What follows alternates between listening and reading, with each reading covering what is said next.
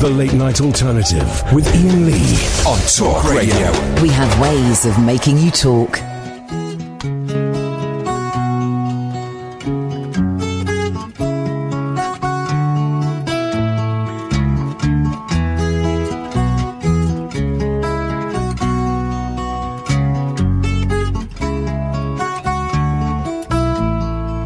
Way down here, you need a reason to move. Feel a fool, running your stateside games. Lose your load, leave your mind behind, baby Jane. Oh, Mexico, you sound so simple, I just got to go. The sun's so hot, I forgot to go home. Guess I'll have to go now. Americana got the sleepy eye, but his body's still shaking like a live wire. Sleepy senorita with the eyes on fire. Oh, Mexico, you sound so sweet with the sun sinking low. The moon's so bright, like to light up the night, make everything alright.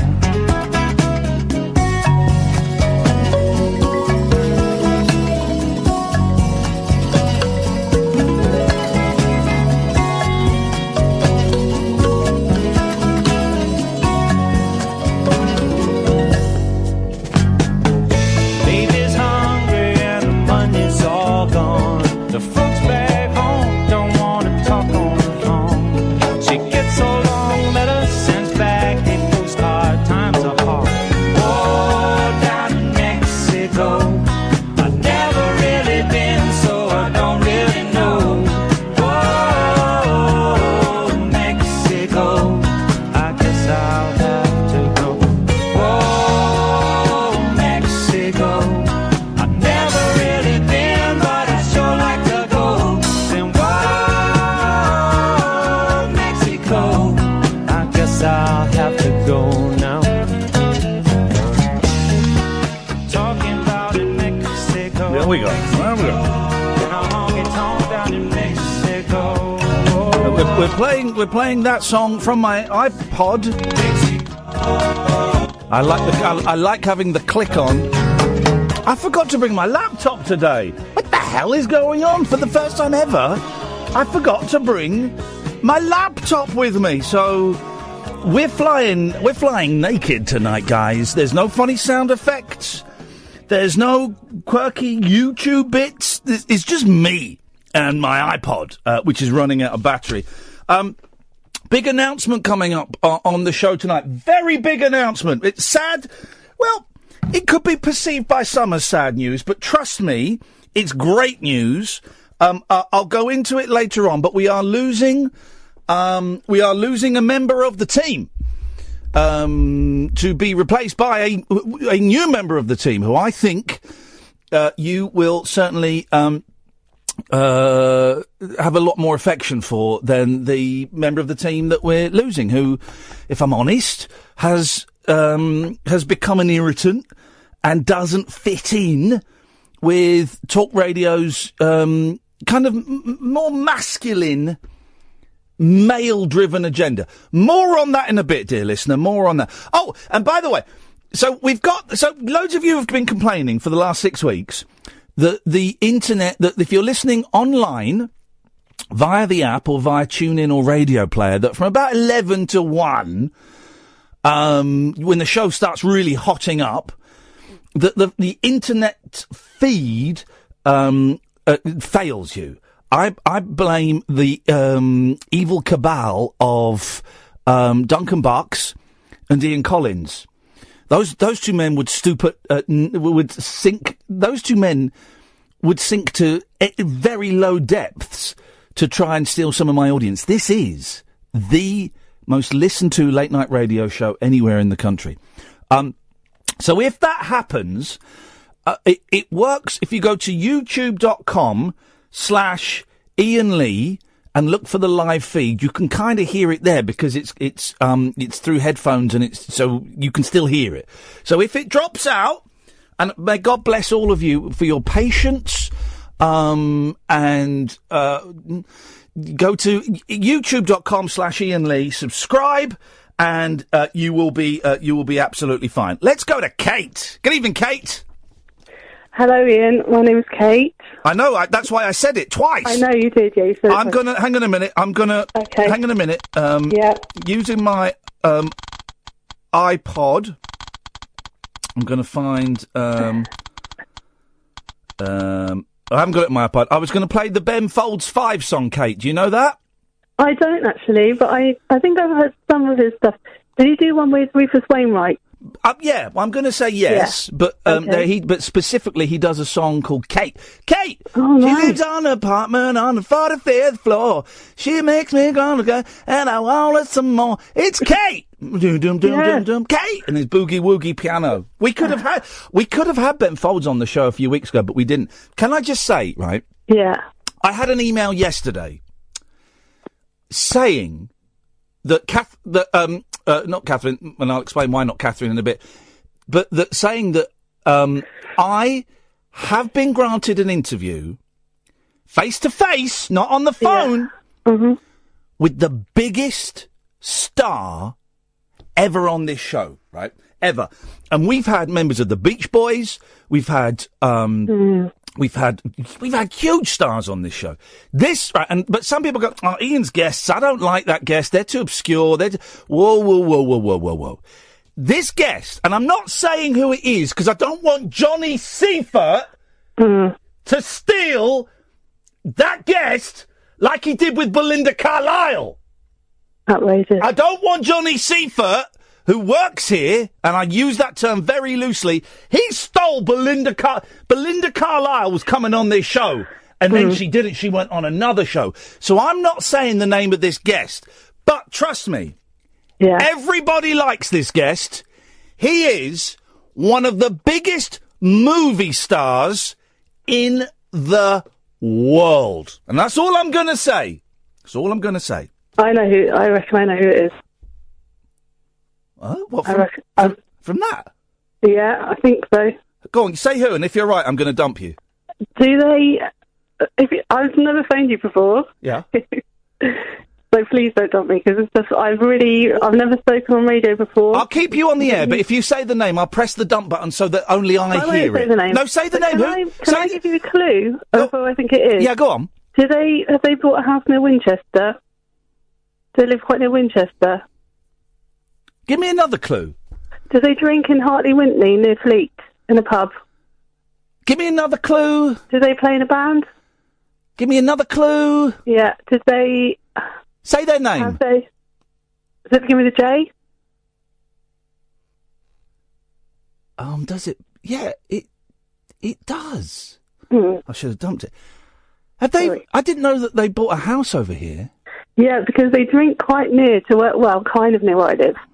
And I hear that they go drinking... Right, hang on a minute. Take this call off air. I'm going to come and talk... No, I'm going to come and talk to you off air. Let me just play something at random on my iPod. Hang on, let me just play something completely at random. Because I've got to go on... Okay, turn my microphone off.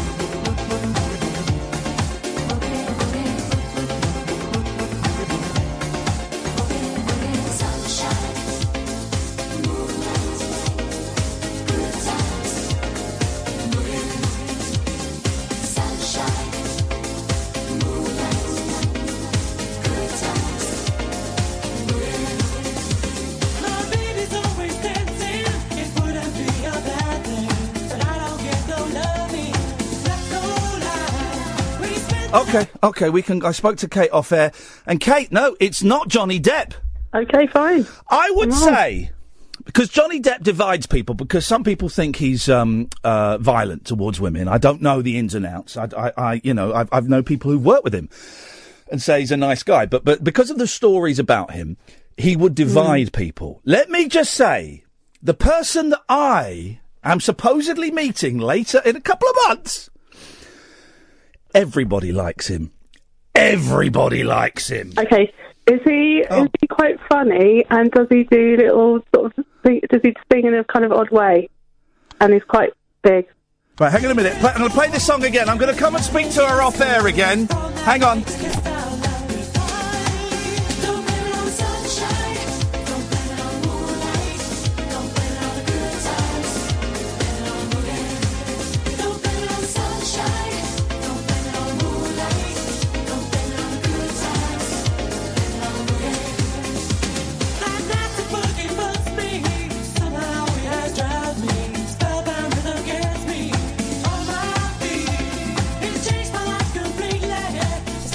Okay, no, you're clutching at straws, Kate. No. Yeah, okay, forget it. Move on. Right, I'm ringing up, Ian, because I have been listening to you for a long time. Yeah. And in fact, I was listening to you during the Pradeep era. Yeah. Oh, yeah. Remember the Pradeep? I can't do one now because I'm out of breath from jogging to the booth and back again. I'm out of breath. Yeah. And those are the days, because I remember working from home in those days. Yeah. And you were on late morning, and you'd have a pizza delivered most days at lunchtime, and you'd talk about what you were having with your pizza. Do you remember those days? Hang on, late morning? Was it late morning? I'm sure it was during the day. I mean, I was drinking a lot in those days, so I... No, I wasn't drinking in those days. No, I was. Oh, good for you. So I don't... Well, not really good for me, but... Have you stopped now? Yeah, long time ago. Good. I stopped, then I started again, but it wasn't drinking, it was drugs. But then I stopped again. Yeah, good. But I wasn't on late mornings, I don't... LBC 2005. I was trying to remember the way home, because I've been thinking today that I need to stop you, because I'm worried about this Ouija board stuff. Oh, the Ouija board arrived today! No, I forgot to bring it in. The Ouija board arrived today, but here's the thing. It's tiny, Kate. It's a tiny Ouija board. I'm only going to get the ghosts of children. Oh, God. Okay, right, this is what I'm ringing to talk about. Okay, go on. Because I've been actually quite concerned about it today. I never did late mornings. I did drive time. Domino's pizza. I wouldn't get Domino's pizza in the morning. Even I'm not that insane. I'm sure at lunchtime. No, I wasn't on at lunchtime. I wasn't drinking in the daytime anyway, so... I wasn't on air in the daytime. I was on at drive time, but I only got Domino's pizza like once or twice. I think you were just listening to a cassette. You talked about it a lot. I mean, mate, I like Domino's pizza as well, so I think I connected with it, with the pizza. I ordered pizza from that restaurant chain the other day when my kids were over, and I forgot to add the potato wedges to my basket, so there was no potato wedges with it. Yeah. Oh, well, what a waste of life. Yeah. But the Ouija board is tiny. I'm going to bring it... You would have done it enough to remember the wedges. I'm going to bring it in... You did it. Well, I was doing it on my computer, not on the app. I'm going to bring the Ouija board in tomorrow, but honestly, it is a tiny, tiny Ouija board. I'm tempted to buy a second one and sellotape them together. Okay, right. So what I'm ringing up about is spirits. Now, because I listen to you... I have emailed you as well in the past. Yeah. I don't know if you remember me, probably don't. Bumped into you once in the shop. You bumped into me in a shop? Yeah, in a record shop, yeah. You won't remember that. No, in Tower Records in Camden. You think it wasn't Camden, I think it was Tottenham Court Road. Well, but you think I was on the air in the daytime, so Yeah, exactly. You could have been anywhere. My recollection of life is better than yours. Possibly, but then you had your own thing going on, so... Yeah, that's true, man. That's true. The little bit of the old synapses have been burned. But did you tweet me, I get confused. Did you tweet? I did, I did. Yeah, well, okay. Not tweet, but I did email you, but then I got embarrassed. But you did, I asked specifically tweet, and you said yes. But I didn't tweet you. Okay. I emailed you. Okay. And I just got a bit like, oh my God, he thinks I'm mental. But anyway, when you talk on the radio, I do often connect with it, and I think, I've got to contact him, and then I think, actually, I don't know him. Yes. But I think that's what's good about you. You do connect with people, because that's what you're doing, which is good, isn't it? Right. So for a long time, I didn't listen to you, and I'm listening to you again. But I listened to you on my commute to work. Yeah. Which is about an hour in the car each way, and I do it 3 days a week. So if you added up those hours, yes, I only managed to listen to a little bit of your weekly output, but I missed quite a lot of it. Right. Do you understand what I'm saying? I only listened to maybe a few hours a week. What are you trying to say to me? Well, because I don't know about your sort of spiritual leanings. I don't know... Hang on a minute. Dredge is on the line. Good evening, Dredge. I've got spiritual leanings just slightly to the left. Dredge is coming to the séance with me, the Ouija board... No, you're not doing it. Sorry? We should be coming. You know, I don't think you should be doing Dredge, that. I've got my mum on the phone. You got your mum on the phone? Kate, She's still alive. Yeah. Kate thinks that we should not be messing with a crappy little bit of wood that I got sent. Yeah. It's tiny, this Ouija board, No, Dredge. no, I want to talk about spirits. Okay, that's what I'm ringing up about. Okay, yes. Okay, so I don't I drink. want to tell you. Yeah, okay, fine. You can do all those jokes. Do all the jokes, Dredge, for goodness sakes, Get but them do out them. of the way. Do Get them. them out of the way. All right, So I hang can on. get on with it. Hang on. Let's do them and get them out of the way. Go on, Dredge. Well, she said something about spirits. Yeah. So then I continued with my line, which was I don't drink. Okay, well, hang on a minute. If we're talking about spirits, can we try and keep this on the level? Yeah. Hey! Yeah. I think that's, is that all of them? I think we're done, Kate. Yeah, go on. There was another joke, wasn't there, about I had on my spirit. Anyway, whatever. Okay, so I just hope we can get. I just hope. my experience. I just with the hope spirit. we can reach a happy medium. Yeah, that's a good one. Yeah. There was one I'm on the Tim Vine joke group on Facebook. Yeah. There was one about I got a small medium. I caught a small medium at large the other day. That's quite good. Oh, that is quite good because that's the three sizes. Yeah, exactly. I phoned up a radio show once and asked Spike Milligan. Wow. What his favourite medium was, and he said, I forget her name. And now you can continue. Okay, that wasn't the. We should have. Get it. Didn't need that. That's just. Anyway, Well, Kate. okay, Yes. so, yeah, you want to please come to the I think séance with me? I'll come and I'll stop you doing it, which I'm coming on to. Okay, right, because I don't know what you're... Because I've rung up for two... Well, actually, rung up for three reasons. Okay. Because I haven't spoken to you before, so I thought I could try and get it all out in one go. We spoke in the You're record making shop. up for it. You're making up for it now, though. We didn't speak in the record shop. I saw you in the record shop and then I ran away. Oh, Not I ran spoke away, to the woman in the Camden Tower yeah, Records. Exactly, it's someone else. It's someone else. I Okay. promise you. All right. Okay. Fine. Fine. So, okay, so... Reason number 3 for ringing up, I'm going to get out of the way now. Okay, so this is effectively reason number 1 then. If you're doing it first. We can do it now. I just want to get out of the way quickly. But if you're doing it first, then it's reason number 1. Okay, yeah, good.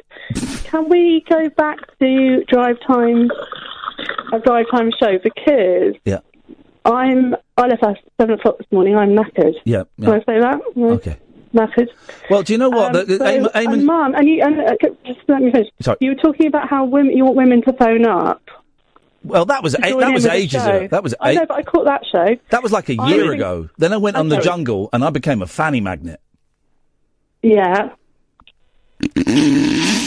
Did I just say that word out loud? That's an awful word. I take that back. That was offensive. Yeah, that was offensive to I know, but everybody. You do that every now and then. I like to see if I dare myself to say something outrageous. Yeah, okay. Well, I might dare myself. I will go back to drive time because Eamon stay-at-homes is hardly in, so I might as well just rock up and join the queue of people waiting to fill in for him. Yeah, I saw him at an airport a few weeks ago. Yeah, running away from his responsibilities at this radio station. Sorry, is this still reason number 1? This is it's number 3, but we're calling it number 1. Yeah. Okay, sorry, yeah. So number 2, okay, so number 2. Dredge. Yeah, we're going to go to number 2, which was originally number 1, but I've moved it. Okay. Number 2. So this is, okay, so my late-great-grandfather was a quasi-famous spiritualist. Ooh, was he really? Yes, he was. In fact, so famous that the Beatles wrote to him during their Sgt. Pepper phase. And I think one of my mum's little jokes is that she only went out with my dad so she would meet the Beatles.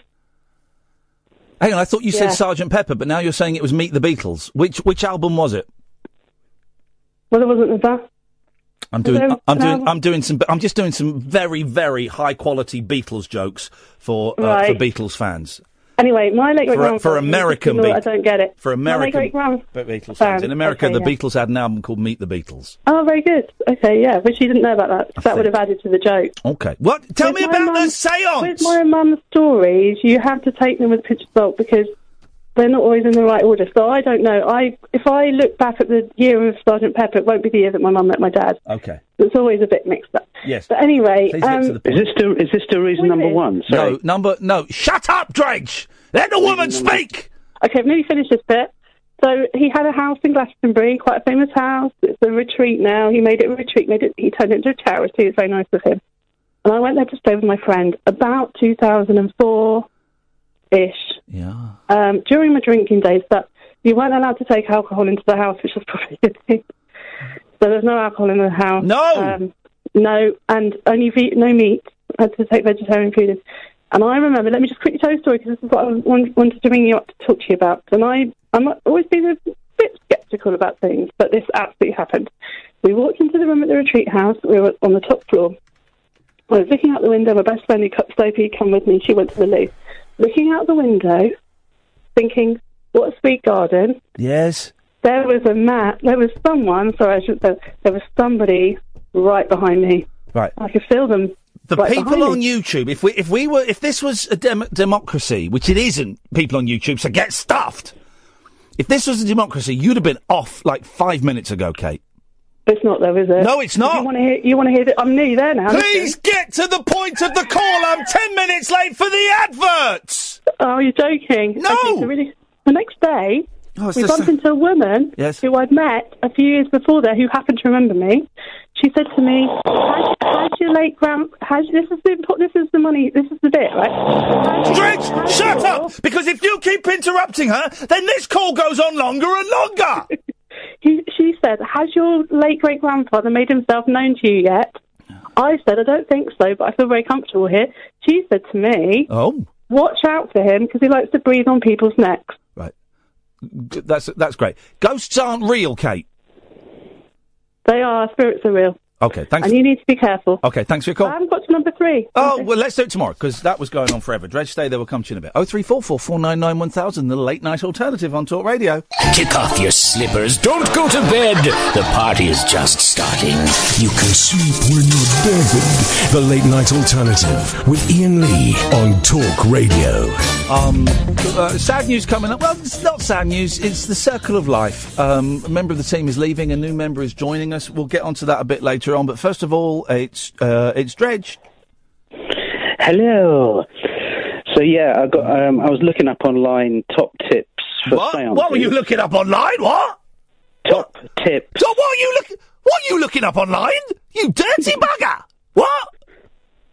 Top tips for seances. I'm so sorry. Top tips. I do apologise. Top tips for seances, right? Yeah. Okay, so I've just got 3 here that I think let's have it. You should bear in mind. This Ouija board, I didn't even open the box, right? The box came from Amazon and it was so tiny, I thought, oh God, is that the Ouija? I couldn't even be bothered to get it out. It's the size of like a Nintendo DS. Who designed it? It's MB Games. Waddington's own the copyright to it. Ah, brilliant. Well, that's the first tip, is like make sure you have the right equipment. Okay, I've got a Ouija board and a planchette. There we are. Yeah.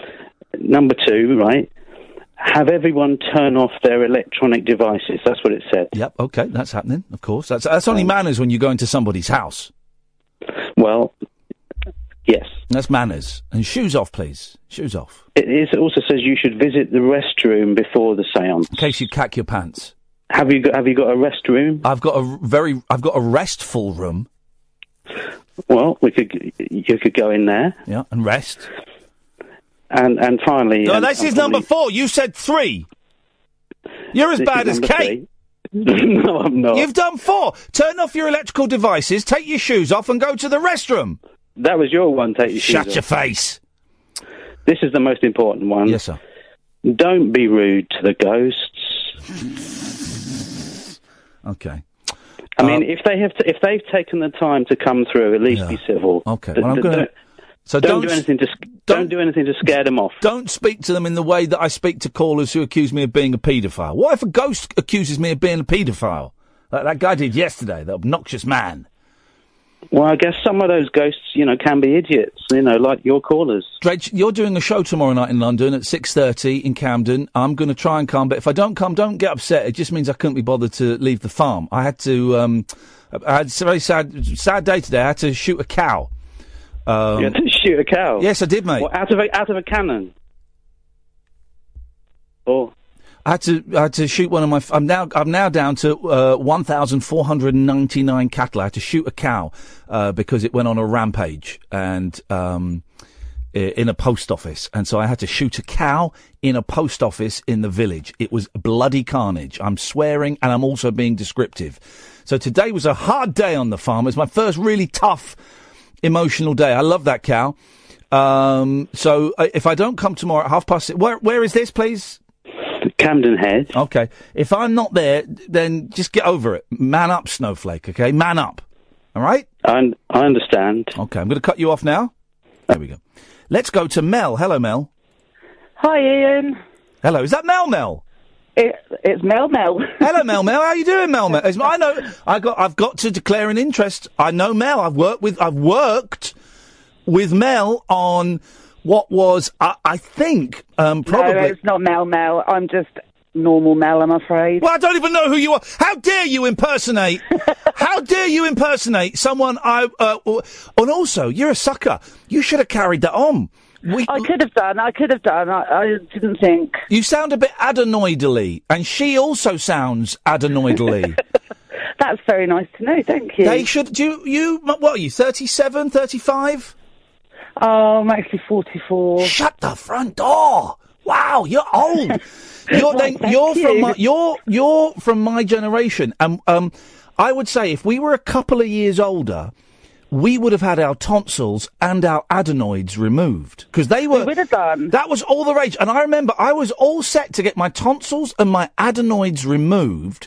And then they kind of just stopped doing it. They would do it de rigueur to kids. This is the 70s. Were weird, man. It's funny you should say that. I was supposed to have mine taken out quite a few times. Yeah. But my dad was in the army, and every time they were going to take them out, he shot them. We'd move again. He still got them. He dug a trench. I can hear you've got them. I think he shot a cow as well. Wow. I can hear your adenoids flapping around in your nose. But this was the thing in the 70s. Everyone was going to have their adenoids. It's the same. People of like my mum's generation, sort of in their mid-60s upwards, have got the two teeth on the top of their mouths about 1, 2, 3, 4. About the 5 teeth back, they're all removed. If you see someone who's in their 60s and they do a big smile, they've got 2 teeth missing at the side. And that was because it was like it was the fashion to have your teeth taken out. Lovely. The world is such a better place, despite ISIS and Trump and Corbyn and all of those. But despite every effort they do to darken this world, it's so much better. Anyway, Mel, what would you like to say? Well, without sounding offensive, and it does sound really horrible, but I do think that you handled your first caller very well. She was a little bit boring. Wow, now come on! I enjoyed Kate's call. I am sorry. I enjoyed Kate's call. I thought she was an excellent. It was her first call. Apparently, she saw me in a record shop once. Great news. She was trying to save my soul, Mel. Whereas you were pretending to be someone I worked with 15 years ago. So morally, she's in the lead. She is. And I was just going to say something and now I forgot. Oh, well, there you go. See, who's the bad caller now? Hey, listen, nice to talk to you. Thanks very much. It's appreciated. Good evening, Tom. Hi. I don't know if you remember me, Lee. No. Ian, sorry. No, I don't. You don't? Okay, I'm the one that had the problem with my home and that, and I'm the ex-stage miracle guy. Hang on a minute. You had the problem with what? I was something at home to do with my family and that.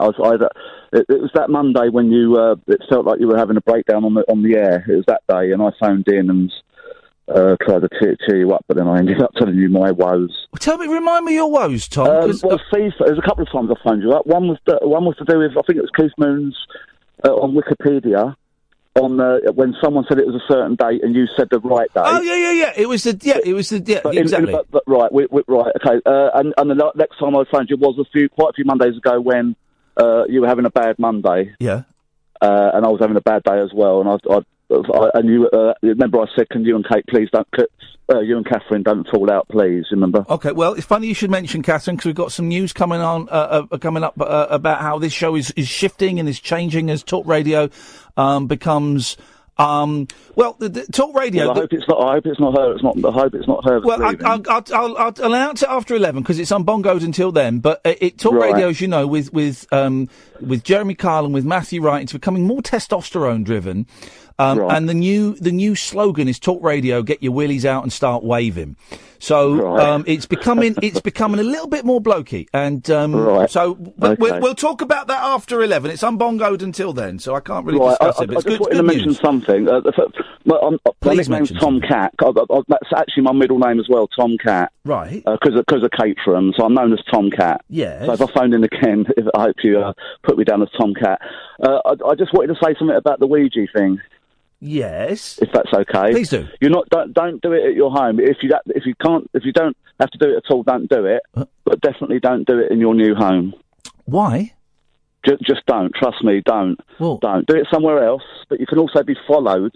There are things that can follow you to your home. But don't do it in your own home, both please. You and Kate sound like... She sounds great. She's great. She sounded hot, didn't she? Yeah, she did. She sounded hot. And an ex-boozer? Wow! She sounded fine! And just again, this is with Matthew and Jeremy joining the station. We're just trying to make it a little bit more fun for blokes. So if women do come on, we are allowed. We're owned by the Sun. We are allowed and encouraged to talk about how fit they sound. She sounded cool. That's fit. Cool. But you and Kate both sound like sensible people, and yet you believe this Ouija board bullshit. It's not a matter of believing. I won't say what, but it's not a matter of believing. I've known stuff that's happened. So please, if you do it, don't do it in your place. Well, hang on. What has happened? Just don't, because you're going to. What has happened? No, I can't say. Something happened in Katherine years and years ago in the 70s, and something happens not too long ago. Well, like please, don't. Just. Well, like I can't say because then people will ring in and ridicule it. You see. Well, but then I'm going to ridicule it if you don't say. Right. Okay. Well, something happened in catering. If Katherine, Caterham, Caterham. Hence Tom Cat. Yeah. There's one. If a name comes through, not in your house. Do it somewhere else if you have to do it, but it's still bad. Do it in your house. But if a name comes through and it's Zozo, then get out of there. Zozo. Don't ever say that on the Ouija board. Why? What does Zozo mean? Just don't. It's demonic. Don't go there. Did it happen to you? It didn't happen to me. No, it's not happened to me, but it's happened to a lot of people. Okay, thanks very much for your call, Tom. Man up, Snowflake.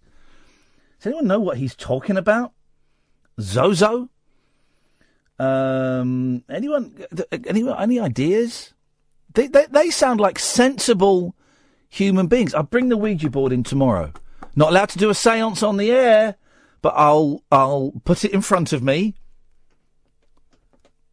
and I'll put my hands on it. We'll see what happens. We won't. We'll do that. That's not so. But it's honestly, it's tiny. It's going to be that big. Zach, Dion, Simon, Alan, it's all blokes. It's blokey station now. Get your willies out and wave them around. This is Talk Radio. After hours amusement for anarchists, air hostesses and jet-lagged Antipodeans. G'day, coppers. Can I crash on your floor? The Late Night Alternative with Iain Lee on Talk Radio. Seriously, this guest that I have been promised, and if Johnny Seifert steals this guest, I'm actually going to murder Johnny Seifert. I'm going to murder him. He's a guy who works here. He stole Belinda Carlisle from us. Belinda Carlisle was supposed to come on the show, and then he snuck in and did the dirty and did what you never do, and stole a guest from one show and got them on another show. So we didn't get Belinda Carlisle. That's Johnny Seifert. So if he still, honestly, this is one of the biggest stars in Hollywood, and is unique in as much as everybody loves him. It's not John Goodman. Everybody loves him. Can't say any more. We're talking 0344 499 1000. Let's go to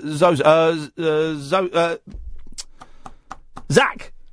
Good evening. Good evening, Zach. So tomorrow... Are you on speakerphone? No. Your phone's up. What? Put your phone near your mouth. It is. It doesn't sound like it, boy.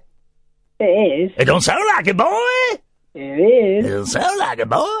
All right, then, we'll carry on. But it's very difficult to hear you. Well, tomorrow is National Roller Coaster Day. No, jeez, man. Get a life. Roller coasters are for saddos. No, but I wanted to give you to give me 3 dares to do throughout the day. 'Cause I'm doing 3 theme parks in one day. Okay, remind me how old you are? 14. Okay, well, the first dare is out. Too young. What? Here, I don't like dares. Dares are dumb, and roller coasters are dumb. I like feeding cattle. I had to look a cow in the eyes today in the local post office and shoot it. Point blank. Okay. So, don't talk to me about dares. I've stared a brother. He was a brother to me, that cow. I stared a brother in the face. Well, he was one of my sons, one of my 1,502 sons, if you include my real sons. He was one of my sons, and I shot him in a post office. His brains went all over the revolving card rack. All over it. So don't talk to me about dares on roller coasters. I shot one of my sons in the head today. All right, good night. Thanks for your call, Zach. Have a great time on National Roller Coaster Day. Don't be sick. Dion, good evening, Dion. Good evening, Ian and crew. Don't talk to the crew. Hang on, there's an echo. If I move this, sometimes I move it here, that gets... So I get rid of... Right, there's an echo. Get rid of Dion and call him back, please. In the meantime, we'll go to Simon, whose lines are always excellent. Hello. Hello, Simon. I've got some terrible results on Google. I've just Googled Zozo. Yes. And the very first thing that comes up is Zozo.com, which is a online shop giving away 100,000 pairs of free jeans. Hey! Yeah. So don't Ouija board it, man. I want to get some free denims. You're going to get free denim if you Ouija board it. I want denim free. What is denim? Do they mine denim? Where does denim go? Because, here's the thing, right? And I found this out about a year ago, and I just can't get enough of this. How do they get helium? Well, I think there's the little men that go up to the sun and take it from the sun. Come on, Simon. Honestly, focus, because this is going to blow your mind. Where do you think they get helium from? Do you know the answer to this? Yes, I do, and you won't believe me when I say it. Well, please try me. They mine it. There are helium mines. Really? Isn't that nuts? Honestly, I swear to God, they mine helium. Yeah. Well, you think that's bad, right? Do you know they still mine asbestos in Canada? Wowzers! Those guys must be, And old. They sell it to India. Well, it's if used properly, asbestos can be... No, it can be. It's a great flame retardant. We just used it badly, and then we removed it badly, and, well, if they combined... anyway, all right, yes, go on. Just quickly, your incident today with your cow... Yep. Going on a rampage, and you having to shoot it? Yes. Sounds like a very moving experience. You're an idiot, because that was horrific. That was actually horrific, so why don't you get stuffed? Dion's back. Good evening, Dion. Yeah, good evening. Is that better? Sorry? Hello? Is that better? Yes, it is. Yes, it's much better. Right then. Thank you. No problem. Not a problem, no. No problem. You were saying earlier... Yes! Take a breath. Have a nice little stretch. Anyway, you were saying earlier that people were moaning they can't get you online. Yeah. At a certain time. Yeah. Well, tell them to flash out £20 and buy a good DAB radio. Well, here's the problem, Dion. Talk Radio needs to splash out £40 and broadcast the DAB signal across the whole country, because there are huge swathes of the United Kingdom, British Isles, where you cannot pick us up on DAB. Oh, right. Yeah. Oh, I didn't know. Huge swathes. Gosh, the What? 40. The M40. Or is it the M4? Which one? They all join together. They do all join together. They all do all join together. It's got to be the M40. Yeah, in Langley. No, which one? No, which one takes you down to Bath? M4. M4. Yeah, the M4. There's huge chunks of the M4 where you're unable, where it's illegal to pick up this radio station.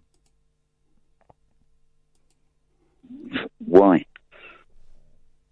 Because we haven't got a licence in certain counties. You need a licence to broadcast in counties, and most stations have a countrywide licence, so it covers all counties. But for various political reasons, we're owned by Murdoch, there are some counties that have refused to grant a licence, in a similar way that some councils refused to screen The Life of Brian. So there are some... I'm not going to swallow that with radio signals. Swallow bigger stickers? You're not going to swallow it? No, it's absolutely true. Absolutely true. Go and Google it. Absolutely true. There are counties, there are about 5 counties in this fair land of ours where you cannot pick up talk radio because of dispute over licensing. Anyway, what you got for us? I was just saying, listening to people through the day, a lot of people are just wound up over nothing. Oh, in it though. Well, I've got a friend and his girlfriend staying tonight. I just come in my bedroom about 8 o'clock. Why don't you go out and see if there's anything sexy going on and see if you can take part? No, you're right, mate. Come on, man. This is man. You got your friend and his girlfriend and staying over. Why don't you get a few beers, light a doobie, and go out in there and just say, "Hey guys, who wants to party?" So I I'll pop down a chicken ranch as well. Yeah, get some chicken. Get some chicken. Get everyone horny with a bucket of chicken. Get horny. No, I'm just, like I said, I'm nice and comfortable. First time I've been this comfortable for a long time. Oh, in that case, don't bother about joining a horny scene. No, it's just nice. Like I say, I put your station on about 7, 8 o'clock. Yeah. And it's been great. James played music I've been playing most of the day. Yeah. The old Blue Beat and Ska and that. Oh, yeah. And it was nice to listen to. Yeah, that music's not very good, I don't think. Oh, I like it. Well, you play a few tunes as well. I play good tunes. I play good tunes. To those, and I dedicate it to those that we've lost. Does James dedicate it to those that we've lost? I don't think so. I do. So my music is... I don't know. I was listening to Prince Buster earlier, and he's good. I think he's long. I don't like all that... It's not like that. Yes, it is. Do you like Selector? No. No. Oh, they do the radio song? Yeah, they did. I like the radio song, but that is... Yeah, well, Pauline Black, who's a singer, she's about the same age as me. Okay. See, not everyone's as young as you. She would take a few beers and a bucket of chicken out to her friends to try and get a sexy party going. I'm quite happy enough, relaxed here, listening to you on the radio. All right, nice one, dear. And I always appreciate your calls, brother. Thank you. Let's go to Elmo. Good evening, Elmo. Hello, mate. Hello, mate. How you doing, mate? Yeah, not bad, man. Listen, I've heard that... Have you ever French kissed a man? Sorry, mate. I thought this was Blokes Radio, yeah? Yes, Blokes mate. Radio? But now we're getting into horny... I've French kissed a man. Well, I've always been curious, but, that's by the by. We can't talk about that now. Exactly. Bye. Bye, guy. Anyway, yes, okay. Elmo. Go on. Blokes Radio. Who's your favourite bird? Well, as everyone knows, Angelina Jolie has kissed me. That's a true story. Oh, mate, that is class. That is actually true. She kissed me and said she thought I was funny. But I would say my favourite bird of all time... Who's the Aussie sort that was going out with Tom Cruise? I don't know, but she sounds lovely. What's her name? Ian? Nicole Kidman.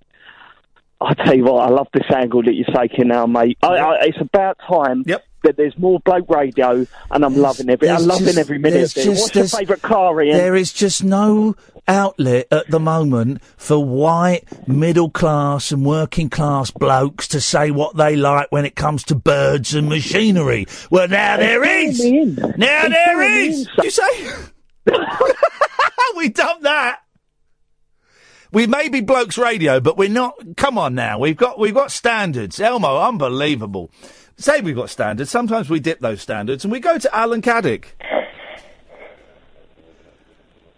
Hello, Alan. He's fallen asleep. I mean, Alan, who's your favourite bird? And what's your favourite car? And what's your favourite position? Okay, that's Alan Caddick there. That's Alan Caddick. We're not going to go too blokey, the radio. There's a little... Obviously, that was a satire. That was a satirical piece being acted out by myself and the potty-mouthed, foul-mouthed scumbag that is Elmo, who I'm gonna hunt down. I'm gonna make a series of weapons using things I find in my garden. Bamboo for the old for the poison darts. I'll make the poison darts. I'll make the poison from my own bodily excretions. I am going to make are they called staves? Spears. I'm going to make spears, and I'm going to hunt Elmo down. I'm going to kill him. 0344 499 1000 is the telephone number if you want to give us a call. Got some news coming up after 11. After midnight about a member of the team who's, because it's on bongos until then, a member of the team who's leaving us. And some of you crybaby snowflakes will be sad. I actually think it's for the best. They were not contributing as much as to the show as their salary implied they were. If anything, they were kind of slowing the show down a bit, and I think they were holding back the mail chat. We had less mail chat, less white male chat, because we had Bird in. So she is. They have gone. After midnight, I'll announce that. I don't want to give any clues now. And then on Friday, I'm really pleased to announce that on Friday we got a new guy. Yes, what do you want? Hello, mate. Thank you very much indeed. On Friday we got a new guy joining us. A new member of the team is joining us, and I think it's going to be.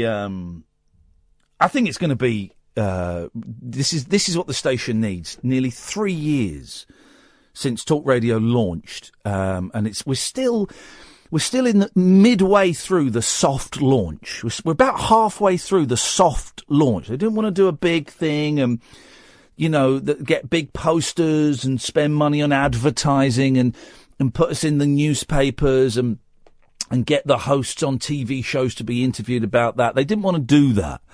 Because we do things differently here at Talk Radio. We're not going to follow the conventional rules. We got the rule book. Oh yeah, we got sent the rule book, and you know what we did? We ripped it up, and we peed all over it, and then we put it in a jiffy bag, and we sent it to the squares at LBC. Iain Collins. We sent it to Iain Collins at LBC, and he opened it and he loved it. He made love to that book that was ripped up and covered in urine-soaked pages. Iain Collins made love to a torn-up rule book that had been urinated on. So we don't do things the conventional way, okay? So no big advertising splurge for us. No drive time host that comes in on a regular basis. That's part of the fun with Eamon stay-at-homes, because you tune in to see if he's in. You don't even know if he's in. So people say my show's dangerous. His show is more dangerous because you don't even know if he's going to rock up or not. And he is taking the whole Jeopardy thing to a bold new level that I couldn't even dream of.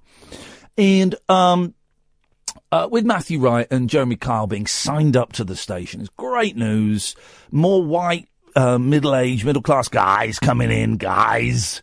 And I can imagine that we're probably going to have a few camping trips, a few fishing trips, a few beers, a few PlayStation sessions. Get together and with the old PlayStation. So it's a great direction. And so we sacrificed a member of the team, and that's fine. I'm cool with that. 0344 499 1000. This is Talk Radio. Get your willies out and wave them all about. The Late Night Alternative with Iain Lee on Talk Radio. We have ways of making you talk.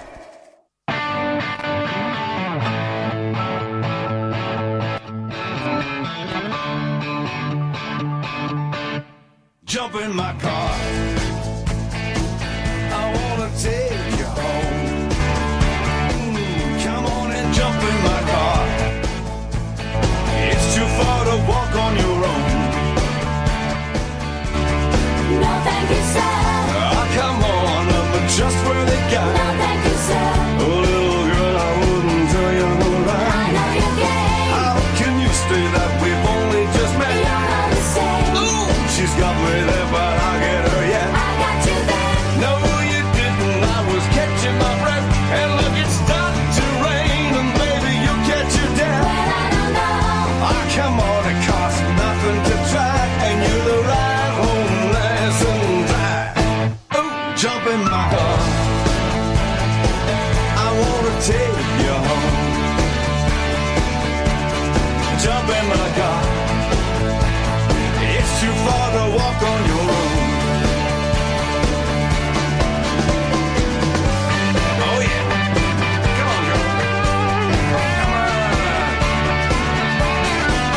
I got a hot rod here. This car talks.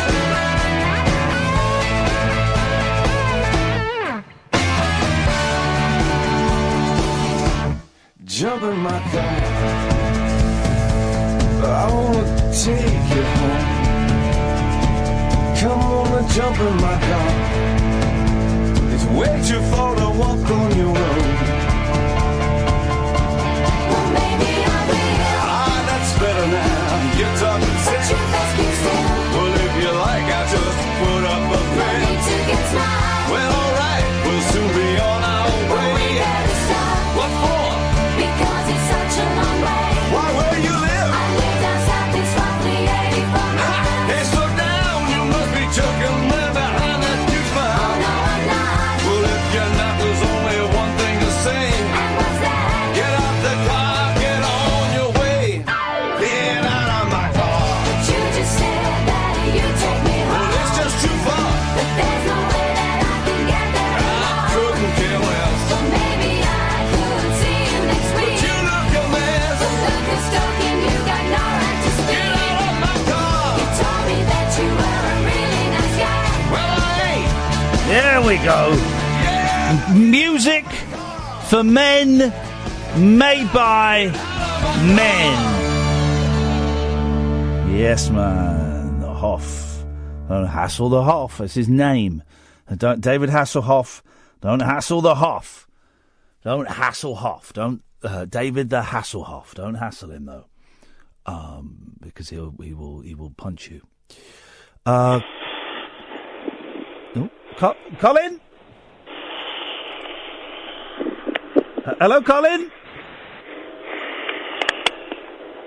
Surprisingly, this isn't the worst call we've had so far tonight. Hello, Colin. I'm not talking on air, you idiot. Yeah, you're on air, you idiot. You phoned in a phone-in radio show, you idiot. So you're coming on air. What do you want? No, I'm not. Yes, you are. You literally are now, you knobber. Idiot. You're the idiot. You're the one that's phoned up and you're on air. I'm not talking to him. You are talking to him now. No. Yes, you are. No. Well, when you say words like then you are. So who's the idiot now? Yes, you sire. Stupid sire. Listen to you sighing. Who sighs in 2018? Nobody sighs. You're sighing and you're snuffling. And you're breathing like a criminal. You stupid div. You stupid div.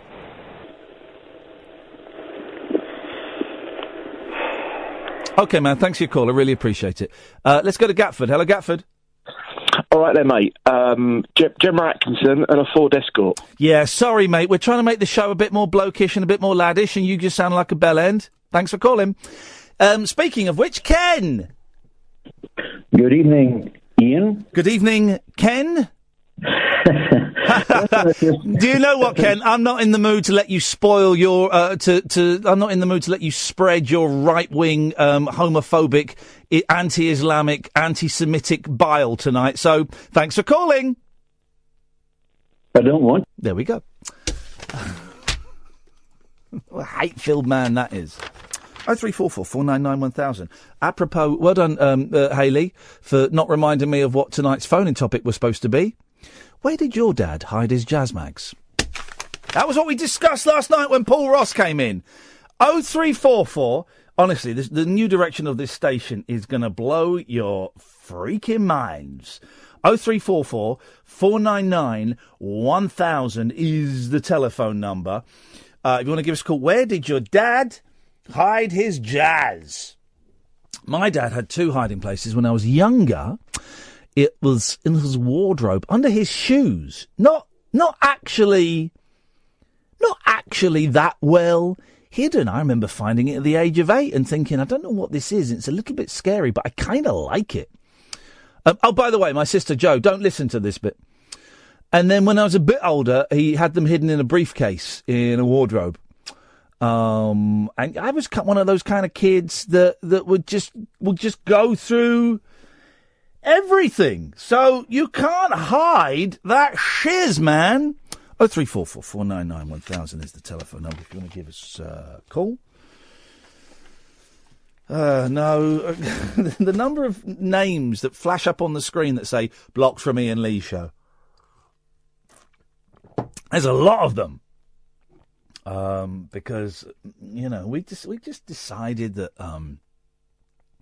life was too short for... I mean, you heard some of the hate last night. This guy phoning up, accusing me of being a paedophile because I talk about sex.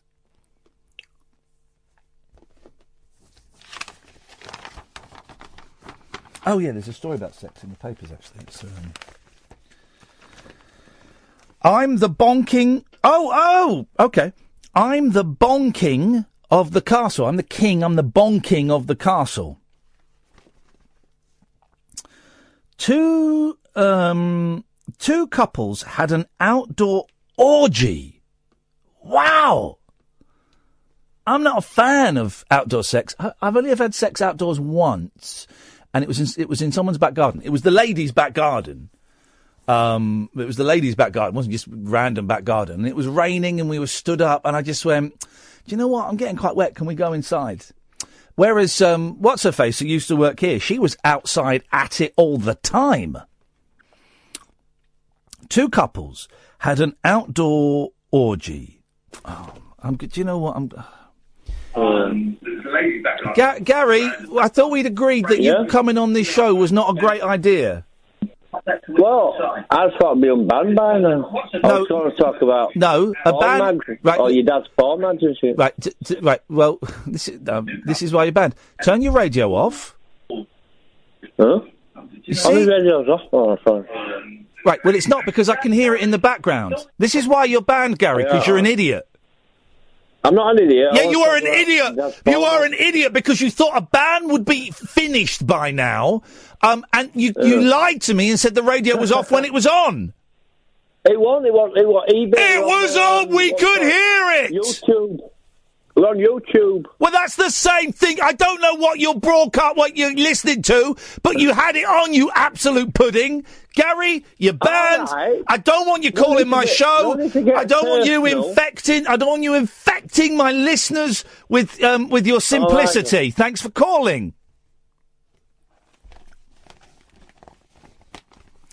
But I appreciate the call. Let's go to Mike. Mike, why did you shorten the name from Michael? Because you are an idiot, you little bigot. Look at the camera on the left. Look at me. Sorry? Don't talk about the Islamic, yeah?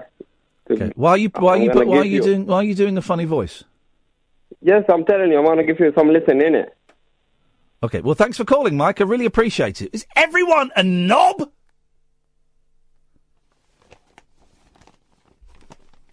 Can I ask you a question, dear listener? When I get calls like that, right, there's obviously someone doing a piece, someone doing a funny piece. Old me would have engaged with them. New me doesn't have the patience to engage with them. Now, as we've established already tonight, this show is a dictatorship. It is not a democracy. But I'm just curious to know what you think. Would you rather I allowed callers like that last idiot to stay on a bit longer? Or are you happy with the swift? Which do you find funnier? I guess I'm asking. Which do you find funnier? The swift, shouty... Let's come out of character for a second. This is hi. This is me. This is the real Iain Lee. This is the guy that is a father of two beautiful boys.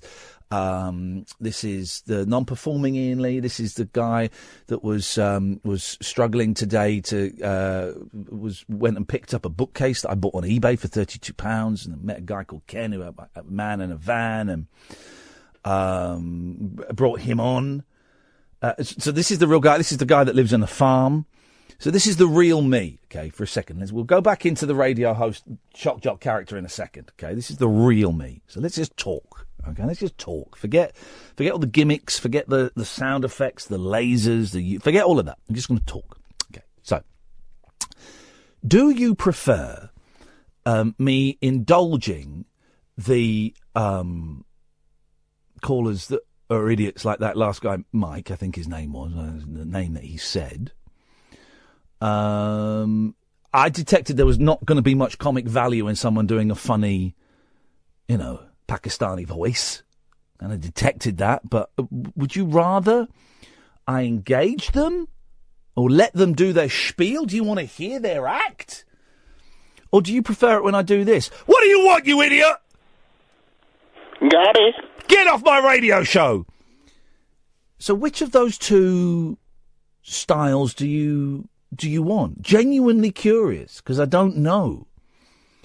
The short shrift is an evolution in performance for me. So I don't know. 0344 499 1000. When we come back from the break, I'll be back in character. This is Talk Radio. Jacked up jive talk for janitors, jazz cats, and gin-soaked boys and girls. Is that Commando? If you're awake, you're welcome. I've got 5 cactus needles stuck in my... The Late Night Alternative with Iain Lee on Talk Radio. 0344 499 1000. Seems you want a mix of me indulging and indulging idiots who call in and swiftly cutting them off. I just think when someone's going, oh dear, I don't know what when someone's doing that voice, where when someone's being slightly racist, or as we used to say in the 80s, slightly racialist, where is there? There's nowhere to go with that. There's nowhere to go.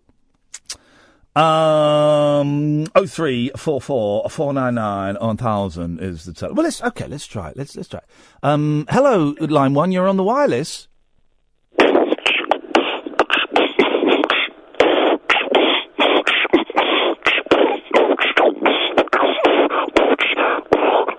Sounds like someone masturbating inside a box, doesn't it, really? Thank you very much indeed. And if you missed that great joke, I'll tell you again, it sounded like someone masturbating inside a box. 2 couples had... I'm the Bong King of the castle. 2 couples had an outdoor orgy on a picnic blanket. A picnic blanket? In full view of passers-by in the grounds of Cardiff Castle. The group shocked families enjoying the city centre park with their 5 p.m. romp. You're okay. It appears I need to remind everybody who's banned that they're still banned. You're banned, Wasim. Get over yourself, Iain. There you go. You see, that's why you're banned.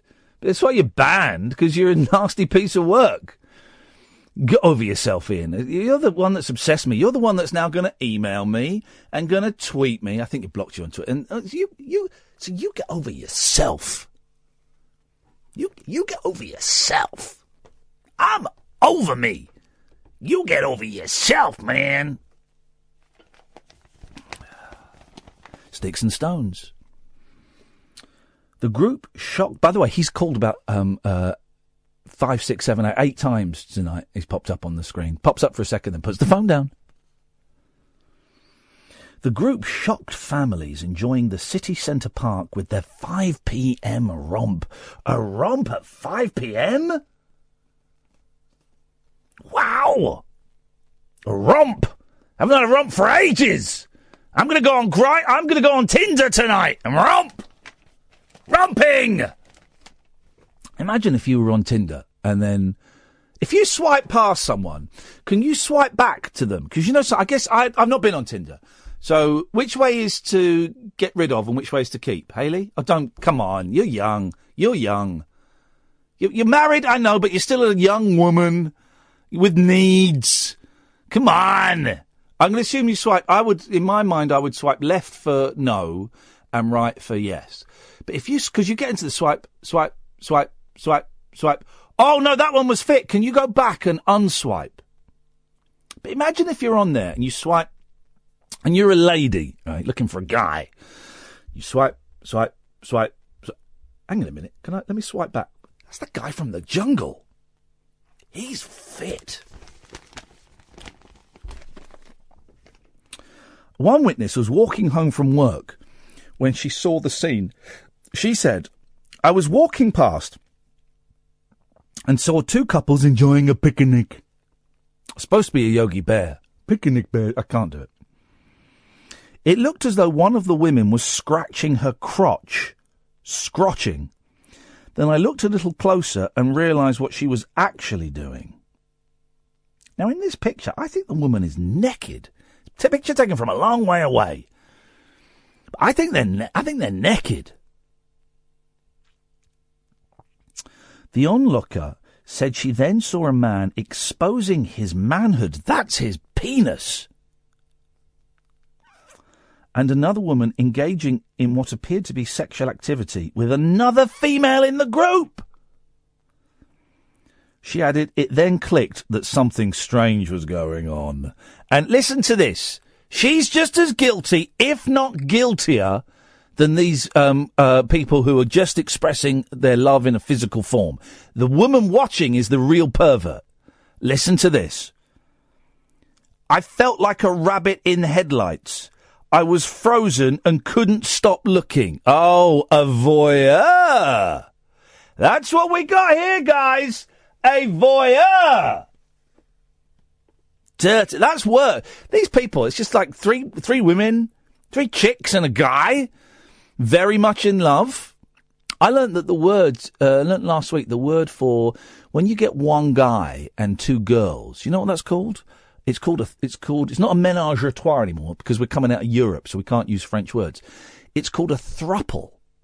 Three couple. That should really be 6 people, but it's called a throuple. And it's always one. This is the thing, right? And it's becoming quite trendy, throuples, right? And this is the thing. It's always one guy and 2 girls. It's always one guy, 2 girls. It's never one girl and 2 guys. Right? Which just seems to me... It seems to be a little bit unfair. It seems like it's always weighted in favour of the bloke. I know we're Blokes Radio, but I've still, got my credentials. I still care for women. Love women. And it's incredibly weighted in favour of the guy. So the guy's got 2 chicks. And if he's lucky, the 2 chicks might be making out with each other. Well, hang on. Why can't it be a woman with 2 guys? And also, we're having this conversation. Let's have it. So, most men will say their fantasy is to have 2 girls. 2 girls. I have not done it. I think it would be a faff. I'd be worried that one of them was feeling left out. This is why I don't have parties. This is like a micro party. I don't have parties because I'm worried, is everyone having a good time? What if they don't get on? So I couldn't do a threesome. But, sorry,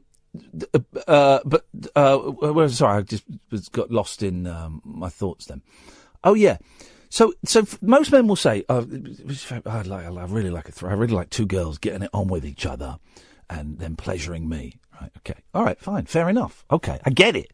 Because, visually, that's very stimulating. It's like, you like naked girls? Well, then you got double, right? But does it work for women as well? I can't imagine many women saying, well, yeah, I'd like 2 guys. And I'd like them to be getting it on. Do you know what I mean? No. So, why is it that for men, a big thing is watching 2 women get it on? But this is a genuine question. I've often not thought about it massively. I'm not going into great depth about it, but I've certainly considered it. So men like the idea of 2 chicks getting it on, right? And quite often pornography made for men involves chicks getting it on. Okay, it's cool, fair enough. But it doesn't seem, and I know that women aren't generally, the pornography thing, because they're not as visually stimulated as the men. Men are more visually stimulated, and women are more in the mind. I get all that. But women don't. It doesn't work the other way, that they want to see 2 guys, kissing and licking and sucking, and they don't want to see that. I just wondered why, and what we can do to correct female homophobia. Because that's what it is. Girls is homophobic, whereas guys... I felt like a rabbit in headlights. I was frozen and couldn't stop looking, said the dirty voyeur. I looked around and 1 or 2 other people were taking photos. Here we go, listen. I took a cheeky snap, she says. Dirty woman. Because I knew people wouldn't believe me. Oh, yeah? I told you once, and it is getting a bit laddish, I'm going to reel it in after this story, okay? 0344 499 1000. Once I was driving through central London, and it was just off Tottenham Court Road. There was this kind of little... Where was it? Sort of near Baker Street, I think. Anyway, and there's this little sort of alleyway you have to go through. You're driving through. And I saw an older bloke with a very expensive camera with a big lens, and a much younger woman with big hair, big fur coat on, and she had red high heel shoes and red stockings, right? And they were sort of looking furtively round. And I thought, I recognise this scene. I've seen this scene hundreds of times before. I know exactly what's going on here. So I kind of held back, and I was right. She whipped her coat off, nothing underneath, just stockings and suzzies, and he was taking pictures. So then I did the decent thing, is I beat them and gave them the thumbs up. And then she tried to get in my car. Oh, no, having none of that. Yes, anonymous caller? Hello? Yes? I made £2,000 today. Did you, John? Yep. I sold our... Why have you come on and not given your name? I said John. She told me. Hayley, you've not put John on the screen. What the hell is going on tonight? What the hell is going on? He's not on Skype. There's a phone number there. What? You are as bad as What's-Her-Face who used to work here. Yes, John. Yeah, so I sold our, 7-8 conversations for $2,000. Okay. Because that guy thinks that one day you're gonna be worth a lot of money to listen to. You sold what? You sold the tape recordings of our conversations, which are freely available online. Yeah. For £2,000. Who did you sell it to? A friend. I told him you're on your way down, but he thinks you're on your way up. There's that darkness again, John. Now, I know that you're doing a joke, but your jokes always come with a bit of darkness, don't they? Why don't you inject some light into your life? I love so much to listen to you. Sorry? And it's hard to hear you because it sounds like you've got a sausage in your mouth or something. Just no. Yes. Yes. That's the way we connect. Okay. One more thing. No, do you know what? Here's the thing, John. If you've just phoned up and been rude to me, why would I want to hear your second point? I wasn't rude. Come on, you can take more than that. Well, no, but I can. But why?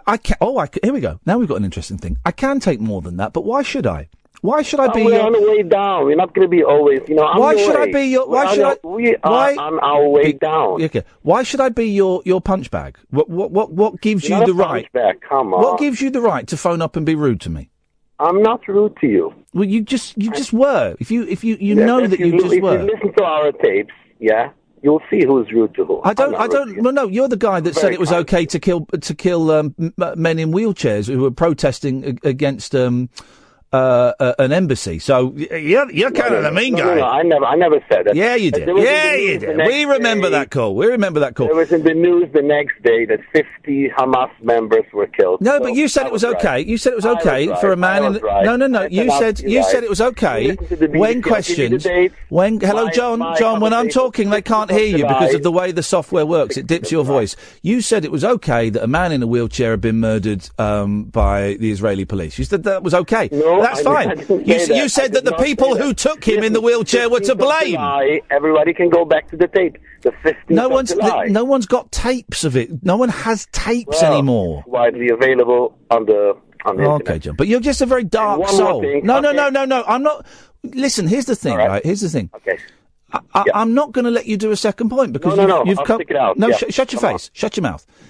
I'm not going to let you do a second point because you've just come on and you've just been rude to me, and you think it's okay to be rude to me because for what? Because it's I am not funny. rude to you. You are.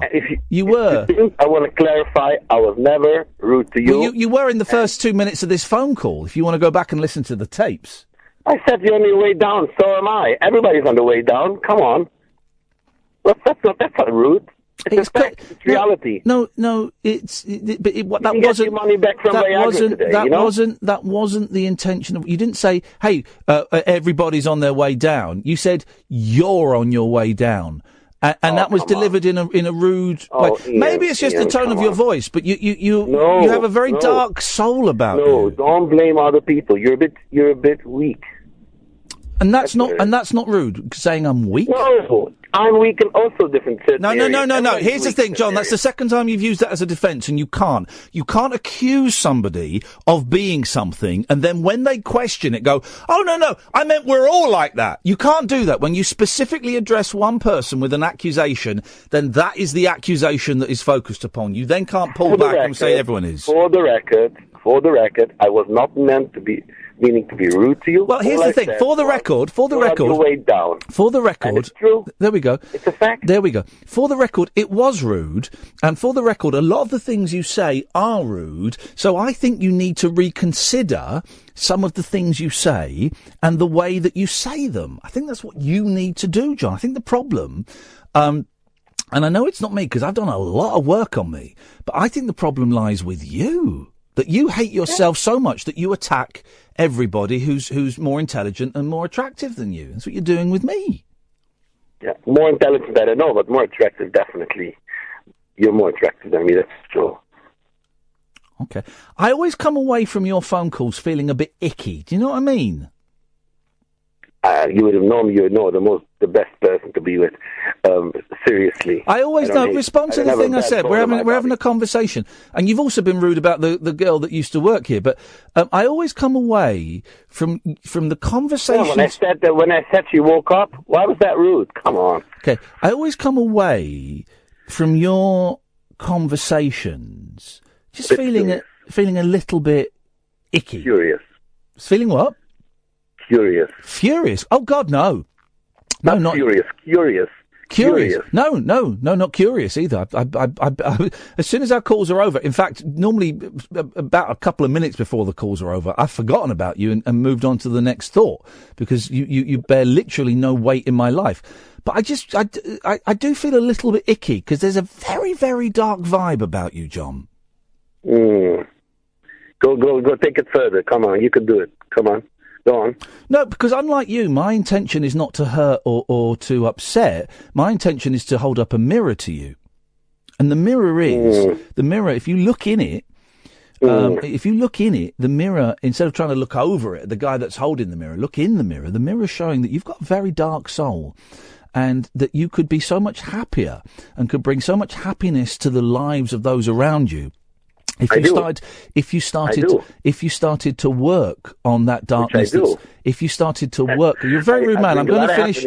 I'm going to finish the sentence.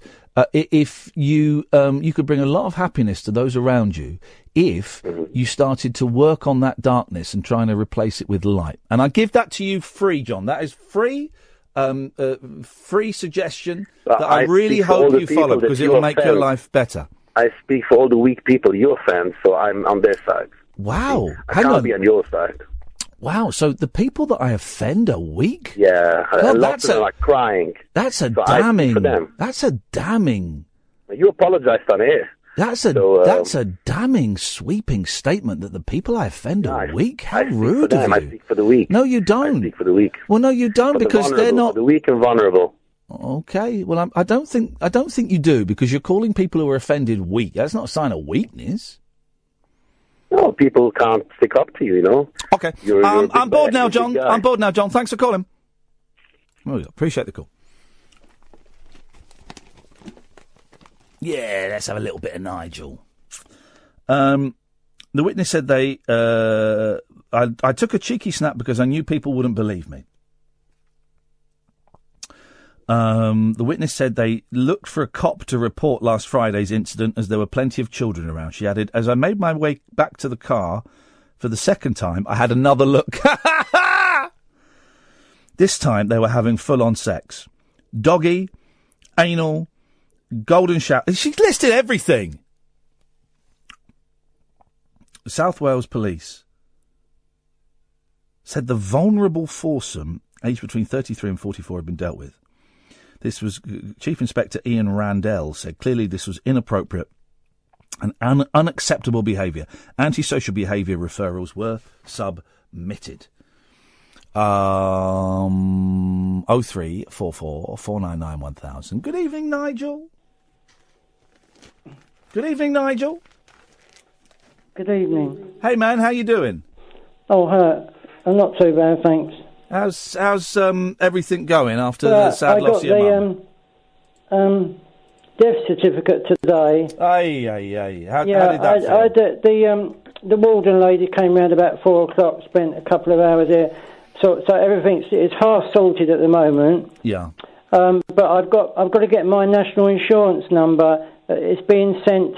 So I've lost it. So it's being sent by the authorities to my house tomorrow. So, because I used to sign on for so long, I know my national insurance number off by heart, and it's great. I did have it written down, but everything's got lost in. It's great knowing it, because whenever you go somewhere and they say, "I don't suppose you know your national insurance number," I go, "Yes, I do. Let me write it down for you." So once I get that, I've got to register on Monday. I've got a 3:30 on Monday in Maidstone. Register the death certificate and get a few copies done with the photocopier. Yeah. So that Dawn, who's helping me, can send one off to the authorities to help me get some reduction in the funeral costs. Yeah. And also to the council so that I can have the house in my name. So there's two things going on, because the house has got to be. I've got to sign my name. So I've got to be signed. I've got to be the occupant of the house, you were saying. Yes. Okay. So that's. So I've got two things going on. What are you going to do with the house? Are you going to turn it into a musical emporium? No. That would be great. This could be your studio. Oh, of course, yeah, but I've got 2 drum kits. I've got a drum kit in each room anyway. Well, get another in each room. Yeah. 2 drum kits in each room, Adamant style. I could set it up in the front room, couldn't I, as a studio? Yes, yeah. But not while they come in here, because they need the space to do all their paperwork. Yes. It's sort of half sorted. Once I send the document of the death certificate off to the various places, I can work out the time of the funeral. Okay. So it's one day at a time, really. I would you like to sing a Miley Cyrus? I wanted to do song? the song, the Carrie Fergus song, which you haven't recorded before. The last one was "I Miss You," wasn't it? We did on the Carrie Fergus song is a bit. It's a bit. What was the one you suggested? Would you like to do a Miley Cyrus song as a tribute? Well, the one I did before, I Miss You. Yeah, that was nice, man. But it's in the front room, and I have to get it and set it up if you want that one. Yeah, well, we can go to the adverts and then come back to you. Yeah. Can I just say, I've been watching Daniel Craig in Aliens and Cowboys. That film. That's a great film, isn't it? Have you seen it? No, it was a terrible film. I couldn't get 20 minutes into it. It was a stinker. Didn't you like the way he was acting then? Grown Up, starring Adam Sandler, was better than that. Well, I'd never seen it before. It was quite entertaining, I thought. Well, I think you're wrong. Nigel, stay there. We'll get a Miley Cyrus song in memory of your mum who passed away a couple of weeks in just a few short moments. This is the Late Night Alternative with Iain Lee on Talk Radio. Tales of mystery and imagination on the radio show that does things differently. Dolly Parton, I listen to a record all day long. The Late Night Alternative with Iain Lee. I'm a nut job, but not that kind of nut job. On Talk Radio. Honest to God, it's the new Breaking Bad. Oh no! Just David Hasselhoff again. Exciting news that's unbongoed until midnight about the future of this station and the future of this show and the direction this show is going to move. We lose a member of the team. I use the word, team loosely. We get an actual team player coming in to join us, which is going to be great. And it's really just going to take this show, I think, to the next level. We're kind of on level 3. I think this is going to take us to level 4. Nigel! Oh, hi, Ian, all right? Yeah, I'm all right, mate. You sound surprised that I'm to be speaking to me. We were speaking literally 2 minutes ago. Yeah. Here we go.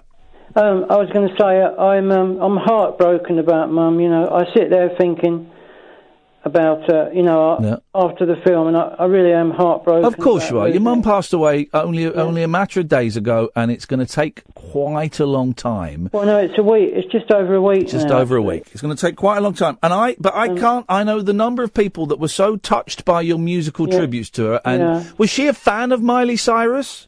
I think so, yeah. I've got I've got some more films on my Facebook of her opening her presents last Christmas. Which is great that I did. Okay, well that's it's quite long actually. It's about 10 minutes long. Blimey, well that's certainly something to treasure. And she's nicely dressed up in a nice jacket, and she looks well. Okay, well that's. Okay. Oh yeah, I meant to say it says on the document she had septicemia. Oh, that's blood poisoning, isn't it? Yeah, and her kidneys, and also infected bed sores. Oh, mate. I know. It's so sad for her. I feel so sorry for her. I'd rather, if I die, I'd rather be sort of go quickly and not suffer with all that trouble, Yeah. She did suffer for 7 weeks. Yeah, she was very poorly. She was, for 7 weeks. Well, I'm very sorry for your loss. I know. Would you like to sing a Miley Cyrus song as a tribute to her?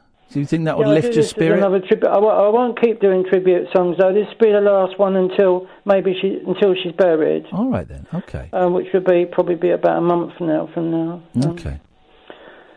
Yeah.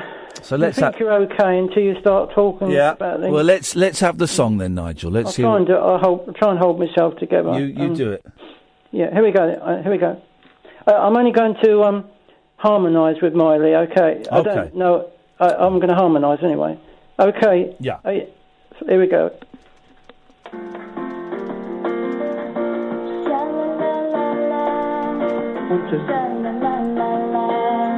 They used to call me your dreamer.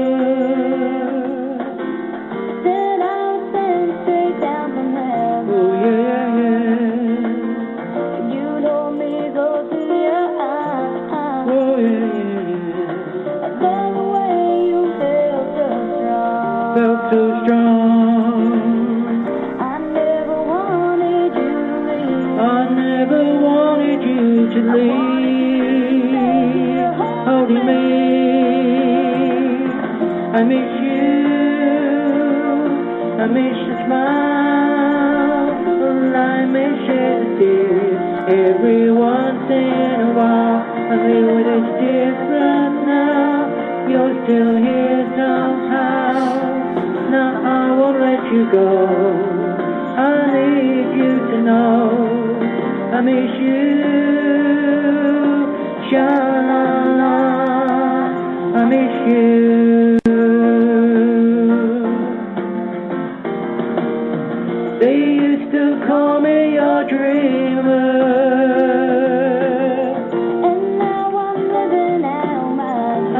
living out my dream. Oh, how I wish you could see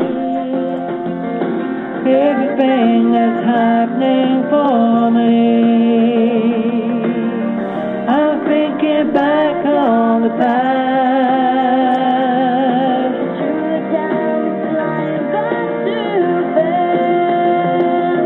I miss you, I miss your smile, and I miss you to see every once in a while.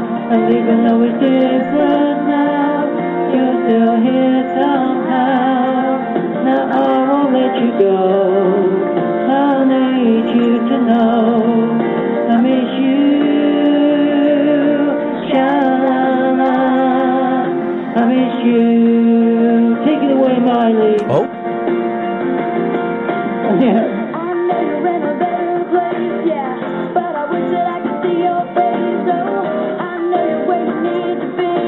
Even though it's not here with me. Key change. I miss you. I miss your smile. And I miss you to see every once in a while. And even though it's different now, you're still here somehow. No, I won't let you go. I need you to know I miss you. Sha-la-la, I miss you. I miss your smile. And I miss you to see every once in a while. And even though it's different now, you're still here somehow. No, I won't let you go. I need you to know I miss you. I miss you. Oh yeah, yeah. Oh yeah, yeah, yeah, yeah, yeah. I miss you. It's longer than I remember, but it's beautifully done, and I'm sure your mum is digging that somewhere. Thank you. Did you get it all? We Did you got hear it. the whole song? We got it all, Nigel. Thank you. It's a lovely Thank you, song. Ian. Thank you, mate. You take care, I'm buddy. it's sad, but anyway, never All right. mind. You take care, fella. Thank you very much for the call. It's much appreciated. 0344 499 1000. Let's go to Jerry. Good evening, Jerry. Hello. Hello, Jerry.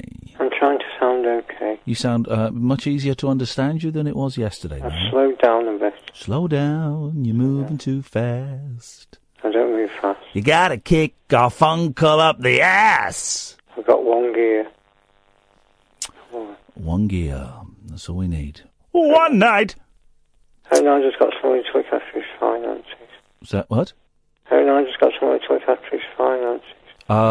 Yeah, I wonder if Nigel does have... I don't want people to take... Well, he said that the council's coming round to sign the flat over to him, or the house, coming over to the flat or house, and that they're going to help him with his benefits. But yeah, you do have to wonder about someone who is obviously... Vulnerable. That's exactly the right word. You do have to wonder about someone who is vulnerable. How they're going to get on? He's more vulnerable at the moment. Yeah. Everybody's coming down looking for. Yeah. There's some nasty people out there. Some bad men and women. Are you threatening him? No, I'm saying there's some bad people out there. Why are you threatening Nigel, Jerry? That's a bit dark, mate. I don't threaten Nigel. I once actually had a conversation when I upset Dwayne Chambers by phoning up BBC 5 Live and calling him a drugs cheat. And it got very messy. It was a prank phone call. It was a little bit of fun. It got very messy. I had to phone up the head of 5 Live and apologise. But I had to speak to Dwayne's agent. And his agent said, I see on your website that you're doing a stand-up show in a couple of weeks. Well, I know that Dwayne and 10 of his mates would like to come and see you. And I laughed. I said, are you threatening me? And he was threatening me. I said, are you threatening me? And he went, me? No, why would I threaten you? And I just burst out laughing, A, because I was terrified, and B, because it was so, like pantomime villain nonsense, silly sausage that he was. Did he turn up? No, no, he didn't turn up. Of course he didn't turn up. No one turned up. 11 of them. Make sure they got tickets. Yeah. Well, hey, listen, if they're paying, then I'm playing. So, sorry about last night. You're sounding all right. You got nothing You got the studio. You're in the studio. I've got the glass tonight, so it's a bit better mood. There's, I'm in a much better mood than yesterday. But no, there's, you got no need to apologise, man. The Parkinson's was working its evil magic last night, and I was struggling to. Past 24 hours, it's been a bastard. Well, why? Any reason? I don't know. It's just getting really hard at the moment. Is it? I'm hoping it's not progressing. Well, this is what I was going to say. It is a progressive illness, isn't it? Is I've it? had it 18 years now. Yeah. Hang on, what? Are you 44? 46. 46. All right. I thought you were 1 year younger. You're 1 year. It started out in 2000. So hang on, so you were 28. Yeah. Ay, man. Just finished university. Final year at university. What's the prognosis, man? What's going to happen? It's not good. It's just going to deteriorate and get even worse. Oh, mate. Oh, try and stay happy, but it's hard at the moment. I don't know how you could. I don't know how you would stay happy in a situation. Oh, Jerry, what's this with the F-bomb? Sorry. Wowzers! We've had Elmo dropping an F-bomb. We got Jerry dropping an F-bomb. Apologies to the people on YouTube. But it didn't go out on the radio, so it's fine. Don't give us any more of those, though, because I will have to let you go. About that. That's all right, man. I get it. It's coming from a place of passion, but, you know. It's a difficult disease to live with. I know poor brain. With a happy face, it's hard to live with. Can't move half the time. You saw me at the show. Manchester's just... Oh, well, you started off shaking all over the place, and then you froze, and then I can't remember. I was hypo when I come in. Yeah. And just froze and come... As soon as the show finished, come back round again. Back into... Well, how do you get by every day? Because I couldn't. I just like life.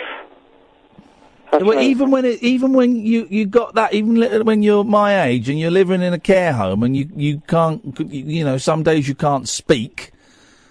So you can't move or speak and just sit there like a statue. It's awful. Well, just get on with it. Got to. Right. Yeah. I was going to say something, but it would have sounded patronising, so I'm not going to say it. Go on, what were you going to say? You're an inspiration. I try to be. Try to. Anybody else who's got a disease, just fight it. I wouldn't, and from having obviously my mum's got MS, and there are similarities. But I look at her, and I think if that was me, I would kill myself without a shadow of a doubt. I would not, and I've said to my soon-to-be ex-wife. Maybe I didn't say it to her. I've certainly said it to my sister. Look, if I ever get like that, or it looks like I'm getting like that, I'm checking out, and I need you to. I think you adapt. People say that, but I think you adapt. Ray, do me a favour. Get stuffed. Ray pulling me up for judge. Get stuffed, Ray. Hey, there's a good lad. Of course, I told him off for you using that word because there are rules, you idiot. Everyone's a judge. What's he saying? Jerry talks honestly. He once said his medication makes him, and then he's put a word that I can't use. Iain told him off for using that word. Because it's a word you can't say on the radio. It's a naughty word. I must make words using. So get over yourself, Ray. Crying out loud. Raymond, chill out. Chill out, Ray. Go and smoke a doobie. I want to have a doobie. But yeah, I would... not say, I'm judging your situation. I'm going totally by my mum's situation. If I got like that... I'd be done. I would be checking out. But if I was in her situation now, I wouldn't be able to check out because I wouldn't be able to do it because I'd be too ill to do it. That's the problem. You don't know how far it's going to go. Yeah. Just keep. It's tough, man. Do you ever think about it? You ever think about topping yourself? Never. But honestly, never. I've got upset, of course. Yeah. So why me? No, just keep on going. Fighting. Well, it's always a pleasure to get your phone calls, Jerry, and it was nice to see you in Manchester a couple of weeks ago, and, life is unfair for a lot of people, and I get that. Okay, chill out. See you later, Ian. Do you want me to murder you? No, put ourselves. Okay, just because I will happily murder listeners, but it's going to be £50,000, Jerry. I'm just saying that now because there's a lot of legal risk involved. Lot of legal risk involved. Yeah, I got the money off my social work. All right, nice one, man. Listen, up your bum, Jerry. Thank you very much for calling. 0344 499 1000 is the telephone number if you want to give us a call. This is the big news coming up after midnight after the umbongo is lifted. This is the Late Night Alternative with Iain Lee on Talk Radio. The Late Night Alternative with Iain Lee on Talk Radio. We have ways of making you talk.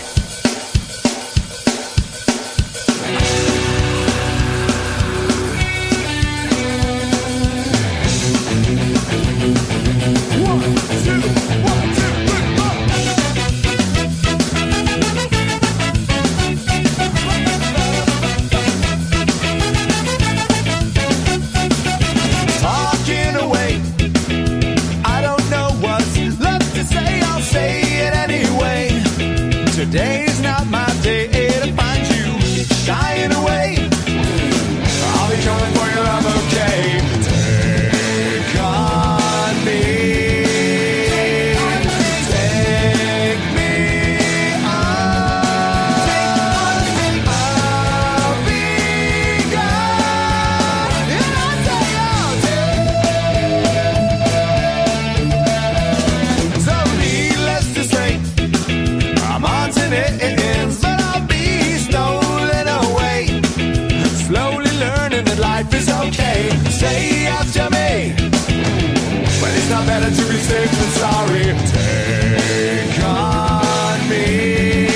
Take me on.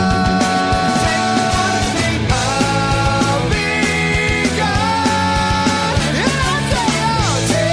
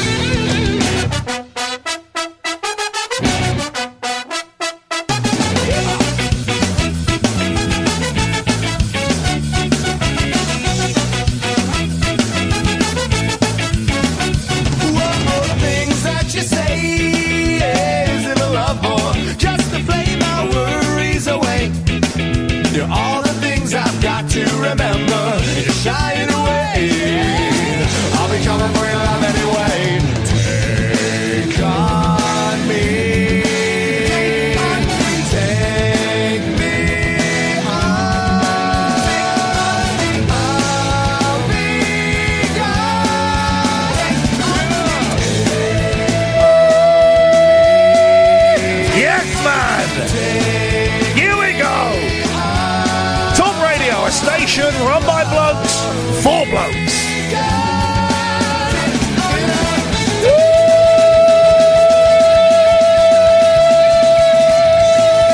Yes, man.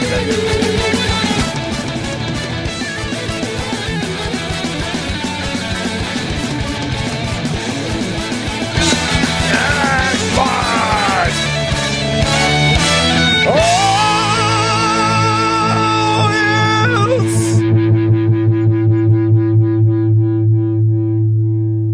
So, Katherine's left the show and she's being replaced by a bloke. As the Umbongo news, the station was getting too feminine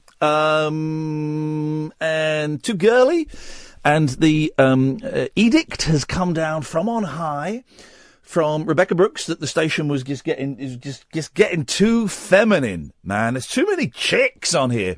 So, it's dicks out from now on. Jeremy Kyle starts at the weekend. My good buddy Matthew Wright, Matthew Wright, the right stuff. Good pal of mine is going to be on coming later in the year, and so the female sidekicks are on their way out as and when their contracts reach a conclusion where it's easy, where their contract is out, or it's cheap enough to buy them out. And Katherine made the mistake of taking 2 weeks off. Here's the thing, guys. In radio, you never take 2 weeks off. You take a week off. If you have to take any time off. I'm taking a week off next week. Katherine took 2 weeks off. That was a legal loophole. They got her out. So she's gone. I'd like to thank her and wish her the very best of luck on whatever she decides to do now. Maybe she'll get into retail. I don't know. Something like that. Cookery. So I don't know. But I wish her the very best of luck. It's been a real pleasure showing her the ropes of the radio industry, the broadcasting industry, showing her exactly what it's like to work with a maverick and genius. And starting from Friday, we're going to introduce him Friday, then he'll be filling in for me next week. But we've got a guy coming into the studio. Not going to reveal his name, but we've got a guy in the studio on Friday. It's going to be the new sidekick, the new stand-in host when I go. He's a guy. He likes cars. He's into karate, and he plays PlayStation 4. And he's got VR for it. So this guy knows his shiz. So it's an exciting time to be alive. It's an exciting time to be working on Talk Radio with a great group of guys, and I mean that literally. Going to have a lot of fun with Righty and Kylie. Don't call him Kylie to his face. We call him the lie detector. Jeremy Kyle. We've already got some bonding weekends booked up. Me, Eamon Holmes, Righty, and Kylie. Some rock climbing events, PlayStation tournaments. Yeah, I'm going to say it. We're going to a Lappies. We're all going to a Lappies. Me, Eamon Holmes, Righty and Jeremy Kyle, we're all going to a lap dancing club to bond. Yeah? And do you know what? We're getting the notes from the management. They're paying for the private dances in a private booth. I, for one, cannot wait. It's going to be horny, not because they're there. It's going to be because of the lady dancers. But I'm not going to... I'll wait until I get home. But it's going to be a lot of fun. So I'm looking forward to it. It's a great time to be a listener. And it is a great time to be listening to this, the Late Night Alternative, Britain's most listened to late-night phone-in radio show. Fun times ahead of us. Speaking of guys, here's Mark! Hello, mate. How you doing? I'm very, very well, Mark. Exciting times, exciting announcement. The future is here. Nice. Listen, don't talk too much about your sexual preferences. Otherwise, guy, what's his name, James or something, will come on and call you a paedophile again. Oh, that was that guy. Was it? I don't know what his name was. It's Simon or something. He said it was a paedophile. What a knobhead. All right, mate. Don't call me a knobhead. You're on my radio show. No, sorry. Oh, him, Steve. What? Steve. Yeah, exactly. That bloke was knobhead. Yeah, right. You're right. The reason I called you is a bit more of a sombre tone. Okay. Just that I called you about 2 or 3 months ago, and I was a little bit worse for wear. Hang on. So you bored me, and now you're coming back to bore me again? Yeah, pretty much. A little bit worse for wear. And the thing is that I just want to kind of say to everybody that's suffering from a little bit of kind of depression, mental health. Yes. Just honestly. Man up! Pull your socks up! Stop being a snowflake! Get on with it! There are people worse off than you! Get on with your life! What have you got to be sad about? Well, yeah, you could say that, but, it just, from my perspective, right, from a guy earning, I don't know, kind of just under £500,000 a year, high-paid job, going through a divorce. Hey, man. I know you've been through it as well, right? I'm going through it. And I said yesterday, man, I don't know if you heard, I said yesterday, I finally managed to kind of, to work out, I feel like a failure. And I am a failure because I'm a failed husband because I couldn't make my, I couldn't make my marriage work. That's a failure. That's a failure. No, Ian, listen. Yes? I have never felt so good in my life as I have in the first kind of, year of my divorce. Because I suppose it's a bit for you as well that,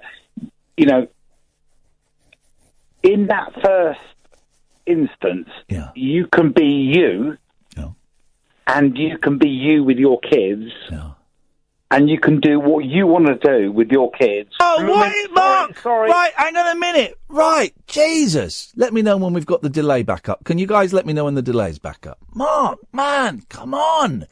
That is the third F-bomb we've had tonight. What is it? I'll put you back on in a second, Mark. Don't worry.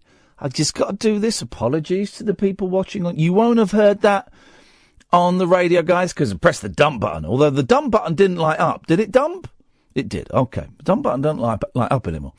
But you would have heard that on YouTube. Apologies for that. We like it's a late night show. It's a guy's show.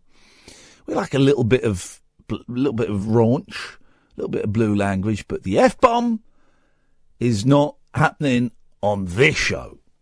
Okay. Go on, Mark. You're back. Go on. Watch yourself, son. Hello. Yes. Sorry. All I'm saying is that, when you get divorced, you have the opportunity to just do what you want to do. But I consider that a failure. Because I entered. No, hang on a minute. Because here's the thing. You're trying to generalise, I think, and I don't think you can generalise that because every situation, every divorce is different. But I did not enter my marriage hoping that 10 years down the line we would be living in separate houses and talking about money and stuff. I hoped that we would grow old together and we would spend the rest of our lives together, and that didn't work. That didn't work, right? Okay. So in that respect, I failed, and so I'm not going to be able to celebrate the failure of a marriage. Ian, so I agree with you, but if the failure is kind of like not your fault, so if the break is not your fault, and I don't know your circumstances, it's mainly my fault. It probably is, yeah. I agree. But I cannot celebrate at the end of a love affair. I can't celebrate it. I can feel relief. What you can do is embrace the opportunity to spend time with your children, doing things and experiencing things that you want to do. So an example of that is when I separated from my wife and she left, I was left with the kids. I was going on like bike rides with them. I was taking them on adventure trails. I was doing all the things I wanted to do with them that I couldn't do when I was married. Just having fun and just experiencing things, And it's divorce is never good. Divorce is never good for kids, and divorce is never good for anybody. But if the divorce is forced on you and you're able to come out of divorce with, being able to enjoy your kids and being able to do the things you never did before, then it's got to be a good thing. No, I don't see divorce as a good thing. I see that there are good aspects of it, and one has to make sure that you utilise those the freedoms that come. But no, I don't see it as a good. I do not see it as a good thing. It's not a good thing. But you just said it. You just said it's a good thing. You said it's a good thing. It's got to be a good thing. And when I disagree with it, now you're saying you don't think it's a good thing. If divorce is kind of imposed on you. That's what I'm trying to say. But that's your situation. You're telling me that your divorce was imposed on you. Okay, fine. Well, that's your situation. It's not my situation. And it's and everyone's situation is different. Okay, so for you, it's a good thing. Okay, that's brilliant, man. And I'm really glad for you. For me, I don't think it is. You can't put me. You can't fit my situation into your situation, and I think that's what you're trying to do. I agree. Horses, courses. For me, it was imposed upon me, and I've made the best of a bad situation. If you choose to do it, it comes down, honestly, Ian, to the whole kind of guilt thing. So, for instance, if you've cheated on your wife and you get divorced because of it, and the kids are separated because of it, then you kind of have this kind of guilt feeling of, like, I've caused the situation. Whereas, conversely, if it's put on you because the other person's done something bad, then... Yeah, you keep going, that's your situation, yeah. I get that that's your situation. No, both situations. I mean, it could be either. Okay. But the reason I called... Yes? The reason I called is that, after the whole kind of divorce and all this bits and pieces, a lot of people find themselves in situations where after the divorce or after the court battles, everything, they find themselves in this kind of treadwater situation where they don't know, what's up, what down, where do I go from here? And I was in that situation. I really was. And, I thankfully my company helped me find the right help. And, I was able to access the right help and access the right therapists and, move forward from that. And it's been absolutely amazing. Good. And I'm pleased with you. I can't afford a therapist at the moment because all my money has been sunk into a house. So I've stopped my therapy, but that's fine. That's fine. Yeah, that's fine. I'm just very thankful and lucky that my company pays for it. And it's. I suppose the reason I called up was to say that anybody that's been through divorce and come out the other side and is feeling a bit of almost like PST, kind of post-traumatic stress syndrome. Yes. Don't deny it, right? Just go and see somebody, go and get help, and it really, really helps. Okay. All right. Nice one, Mark. Thank you very much. I'm glad it's all working out for you. 0344 499 1000. This is Talk Radio. It's electric, it's eclectic, it's always rule-free. It's the late-night alternative with that man, Iain Lee. On Talk Radio. 0344 499 1000. And then I get people sending tweets to me. My name is at the start saying, well, I think sometimes people rush into divorce. Why don't people work a bit harder? You're going to say that that's not a judgment on their situation, but you sent that message to me, so it can only be interpreted as a judgment on my situation. Get out of here, guys. You don't know nothing about the situation. Still, I got a farm out of it, although I had to shoot a cow in the head today. In a post office. Of all places. Oh,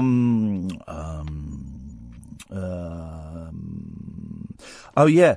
More stories about Meghan Markle's dad in the papers today. I swear to God, he is going to be dead by Christmas. He will be dead by Christmas. And they'll make it look like I genuinely believe this, right? They will make it look like a suicide or that he died of a heart attack. That's what they'll make it look like. Oh, sad news. Meghan Markle's dad has killed himself today. Or Meghan Markle's dad has been found dead in his apartment. Looks like it was a heart attack. That's what it'll be. And Prince Philip will be running off, taking his gloves. I'm joking. But I genuinely think they're going to bump him off. They can't allow him to keep on doing that. They can't. It's the royal family. Can't allow him to do it. What have I got in here?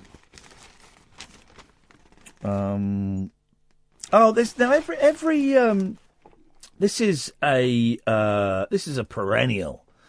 Every 3 months or so, you get a story about a woman breastfeeding and people going, oh man, it's disgusting. You just go and do it in the toilet. And Nick Ferrari gets a boner, and they have text votes and polls and phone in and... Here's the thing. Let women breastfeed anywhere they want, right? You were a baby once, dick. Let them breastfeed wherever they want. What's more... Would you want to have your lunch in the toilet, dirty boy? Let them breastfeed wherever they want, for God's sake. There is... The only thing more natural than breastfeeding is the thing that the other 4 people were doing outside Cardiff Castle, making babies. Let them make babies wherever they want. A new mother was reduced to tears after a cafe customer told her she and her mammary brigade, the mammary brigade, were putting her off her tea cake. Would you like cream with that? Nikki Davis was relaxing with friends when she breastfed her hungry 8-week-old daughter in an Essex coffee shop. But the 32-year-old mother of little Dulcie became distressed when fellow diners scolded her for it, with one woman making the tea cake remark and telling her to feed her baby in the toilet. Go and eat your tea cake in the toilet, you horrible old bat. I'm assuming it's an old person. The mum from Lawford, that's not a place, who was with fellow new mothers she'd met at her National Childbirth Trust class. See, NCT we call it. Said she later overheard the same lady mock her and her pals by labelling the mammary brigade. These people are idiots, man. These people are idiots.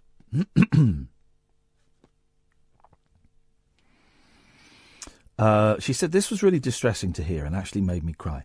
I met 2 friends from my NCT class. We've all recently had baby. By the way, those NCT classes are weird. We were with 4 other couples, 5 other couples, all lovely people. Anna I occasionally still speak to on Twitter.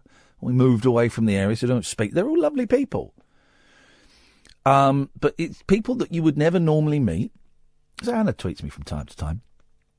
They had a very posh house, I remember that. First time I'd ever seen Apple TV was at her house. But that was when it was big, when it was a big box. Now it's like a little thing. And you kind of... I don't remember how many... We met in a... It was like a Royal British Legion we met, or something. And it was cold. I remember that. It was really cold. It must have been November. October, November. And you do, like, weird role plays where you, like, sit in a chair and you do... It's like being at school in a drama club. It's the strangest thing. Oh no, and Sarah, but my wife still keeps in touch with Sarah quite a lot, and her boy Arthur. They always get a bit embarrassed when they see me now because divorced. So what are they gonna say to me? What are these guys going to say to me? We've all recently had babies, so wanted to meet up to support each other at the cafe. I'm quoting this woman now. I then overheard a woman describe us as the mammary brigade and stated we were putting her off her tea cake. Get your tea cake and shove it up your jacksie! Shove that tea cake up your bum! Feeding a baby! She's literally feeding the future of this... I bet that tea cake lady voted Brexit. She's feeding a baby that's going to have to try and unpick all of the damage you've done to this country, you Brexit bumming tea cake loving idiot. Miss Davis confronted the customer in Mistley Place Cafe, but the woman refused to back down, adding that she found breastfeeding in public offensive. I just don't get it. Sometimes I find myself, when you do a 1,000-yard stare and you just sort of look in the distance and then you realise you're staring at a woman breastfeeding a baby and you kind of go, oh, yeah. And sometimes I struggle with where to look. Of course, you look in the eyes, but your brain doesn't always do that. You look in the eyes, but your brain wants to look down, but your head is going, don't look down, don't look down, don't look down. Ah. That's my problem. That's not their problem. Feed your babies wherever you want to feed your babies. Why is this even a thing? Miss Davis added that the incident has knocked her confidence as a new mum. I bet it has. She added, it really is difficult, which is why the UK has the lowest breastfeeding rates in the world. By the way, though, there are breastfeeding fascists, because our first baby wouldn't latch on, as they say. And we were made to feel, my wife was made to feel like a bad mum, because the baby wouldn't breastfeed, just didn't want to do it. And no one said, well, we'll just use a bottle. It wasn't for ages. Someone said, well, why don't you use a bottle? Huh? Why don't you use a bottle? What? Peter Taylor, the owner of Mistley Place Park Cafe, said his customers were welcome to breastfeed as it's just a natural thing to do. Well done, Peter Taylor. It comes after a single mother, Sam Lucas, 33, was thrown out of the West End musical American Idiot at the Arts Theatre in central London for breastfeeding her 10-month-old daughter. What? Why would you take a baby to a Green Day musical? If you're allowed to take a baby to a Green Day musical, then you're allowed to breastfeed it. But the question is, are you allowed to take a baby to a Green Day musical? That seems odd, doesn't it? Another mother, Rosie Hughes, was left shocked after Costa Coffee staff allegedly told her to cover up while breastfeeding in Manchester, as it offended her. These people make me want to puke. I'm going to go and breastfeed them. Last 30 minutes of the show, 0344 499 1000. This is Talk Radio. Experience the unconventional, Evening, boss. the unpredictable, and the completely unorthodox. Exactly. With rule-free Iain Lee. The Late Night Alternative with Iain Lee. I've got no internet for the last 4 days. On Talk Radio. 0344 499 1000. We would be doing Skype, but I left my computer at home. This has never happened. I left my computer at home.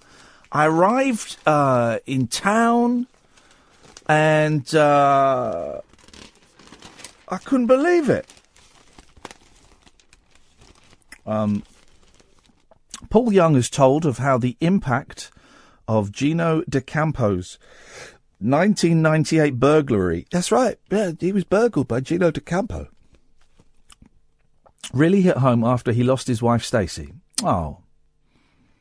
The TV chef raided the singer's house when he was 21, stealing items including his £4,000 guitar collection and a platinum disc for No Parley, I guess. I guess it was for No Parley. Great record. Great singer, Paul Young. While Paul got most of his stuff back, he never recovered music with precious memories of Stacey. Oh, this is a sad story. And she died. Look, and as he grieves for her following her death from brain cancer in January. Oh, man, Paul Young, I'm sorry, man. The pain of losing them is especially keen. That's an interesting turn of phrase, isn't it? The pain of losing them is especially keen. Asked how he feels about Gino now, Paul said, it's hard to say, really. I've got mixed feelings about it. When Stacey went, there were certain bits of music I never got back. Let's say that, and that hurt me. Paul, 62. Paul Young is 62. Flippin' heck. That's old, man. He's 17 years older than me. Whereas Rees Mogg is 4 years older than me.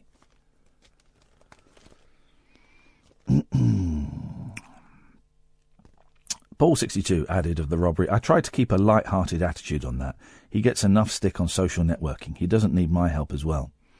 Gino, 42, was arrested after his DNA was found on a cigarette butt at Paul's house in Mill Hill, London. He was jailed for 2 years. Paul, who recently appeared on This Morning, where Gino is a regular feature, has previously revealed the chef called to apologise for the raid ahead of his turn on I'm a Celebrity in 2009. I didn't phone anybody up before and apologise. I haven't robbed anybody.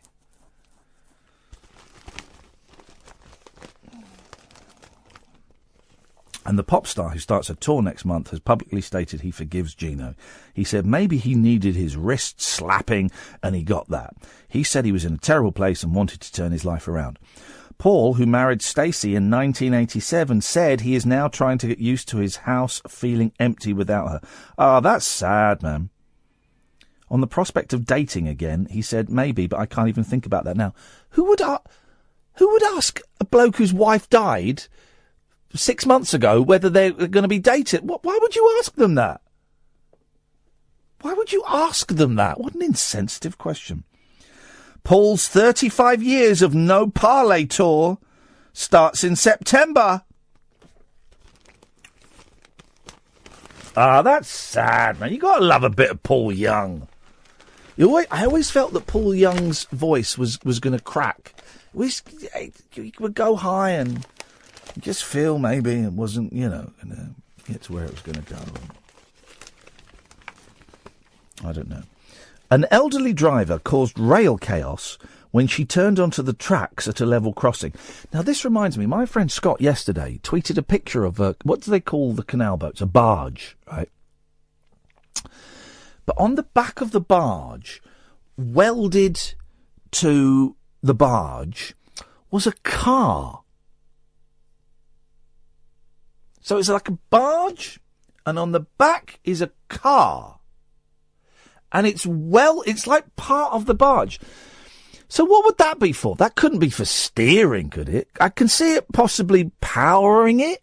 You would hook up the engine to the steam paddle. I don't really know how barges work. I'm guessing it's steam paddle technology. I'm guessing the car is hooked up to the steam paddle that turns. I suppose you could steer with it on the old the flapper, the flapper. I don't know any of these technical terms, but that's crazy. An elderly driver caused rail chaos when she turned onto the tracks at a level crossing. Mate, the Toyota driver came to a halt and was helped out of her car unharmed by emergency services. The incident shut a section of Newcastle's metro rail system for 3 hours while the car was removed. It had joined the tracks at a crossing at Kingston Park Station, then headed west towards Bankfoot and the airport. Passerby Nathan Richardson tweeted on Monday evening, load of police cars at KP Station, a car has driven up. Well, who cares what? He's got a picture, and we've just read the story. We don't need to read Nathan Richardson's tweet, for crying out loud. Jeez, we just read the story. You know how it works, man. Stupid. So I've got 2 bookcases now. I bought one, was quite an expensive. One was, one was like 100 odd quid from IKEA. And I paid a man to come and build it. They do this service, IKEA now. Would you like someone to come and build it for you? Huh? Desk and the bookcase. Would you like someone to come and build it for you? Yes. £40. Okay. But then, because I'm skint now, and I can't afford a therapist at the moment. I can't afford anything. But I needed another bookcase. So I bought one on eBay, £31. And then I got paid about £40 just to pick it up. So I've now filled both bookcases. And I say filled. Every horizontal space is filled. Every vertical space is filled. I've still got like 4 massive plastic boxes of books. The hell am I going to do? I can't just throw. Well, I'll go through them and see if there's any books I don't want. But I kind of did that when I packed them. And also, I know that I will chuck books away, and then 3 years later I go, well, where's that? I did it. Right, ages ago. It was like, where's that Marvin Gaye biography? I fancy reading that again. I was looking for it, and I was looking for it, and I was looking for it, and then after about 3 hours, I remembered I'd taken it to a charity shop because I'd read it and thought, well, I'm never going to want to read that Marvin Gaye biography again. And I wanted to read it again a few years later. So, it's just, life is hard, man. Life is hard.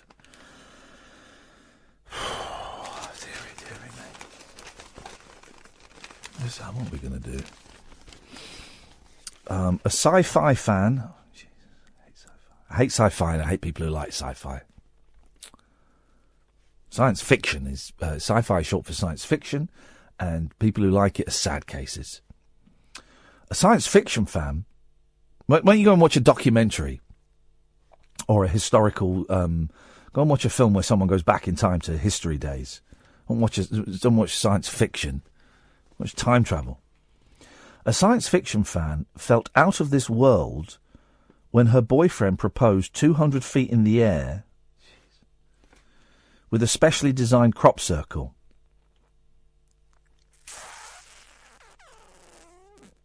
Thanks, Ashley. Ashley's listening. Ashley's not well. You get well. Varun Banot told girlfriend Anisha Seth, I like the name Anisha, it's a good name, Anisha, that they will be going up in a helicopter to celebrate his birthday. But she was shocked when they flew over a cornfield in Cheshire with the message, Anisha, marry me?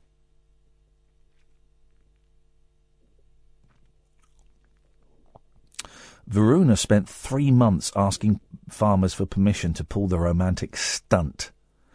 The 28-year-old said she was absolutely stunned. The pair celebrated with a picnic. People make me sick. Science fiction fans deserve everything they get. 03444991000. This is Talk Radio. The wild man of late night radio. The Late Night Alternative with Iain Lee on Talk Radio. We have ways of making you talk. There we go. I reckon if we get a wriggle on, we can finish this James Taylor book. I think we probably can. Hey, I went to this place today, this cafe near me, right? And I don't want to say the name of it because you'll know where my farm is, right? But actually, I don't know if we will finish it because it's quite a bit. But everything was served in a crepe. Everything was in crepes, right? Everything. I saw on the menu chili. It said chili. I was like, oh. So can I get the chili? She went, yeah. It comes in a crepe. I went, what? And it was chili wrapped up in a little crepe. Am I saying crepe properly? Little crepe package. Everything came in crepes. It was weird. I mean, it's great. It was delicious. It's weird. I bought a lamp in a charity shop today. Didn't know that you could buy electrical goods in a charity shop. Bought a lamp for £4. Felt very chuffed. Before the crisis with Ben, so Paul Simon isn't in this book. James Taylor is still married to Carly Simon. Not for long. Before the crisis with Ben, Carly Simon had recorded her Come Upstairs album, from which came the million-selling Jessie, about a man she dreaded but needed coming back to her. In it, she admits, I've sunk so low, which seemed to say it all about her marriage, though she denied it was. Now, in late autumn, with Ben's recovery going well, that's their son, she hit the road, sapped from the stress and down to 114 pounds. She was on stage in Pittsburgh when she suffered an attack of acute cramping brought on by premature menstruation, and collapsed in front of a gasping audience. Taken off stage, she began to hemorrhage and was rushed to a doctor, whereupon she cancelled the rest of the tour. Incurring lawsuits by promoters, she held firm and would not tour again for another decade. You're so vain. Taylor came off the road to be with her, during which time they recorded the Sesame Street album. That's a classic I've not picked up yet. But it's on my list of must-haves. It's on my list of must-stream from YouTubes.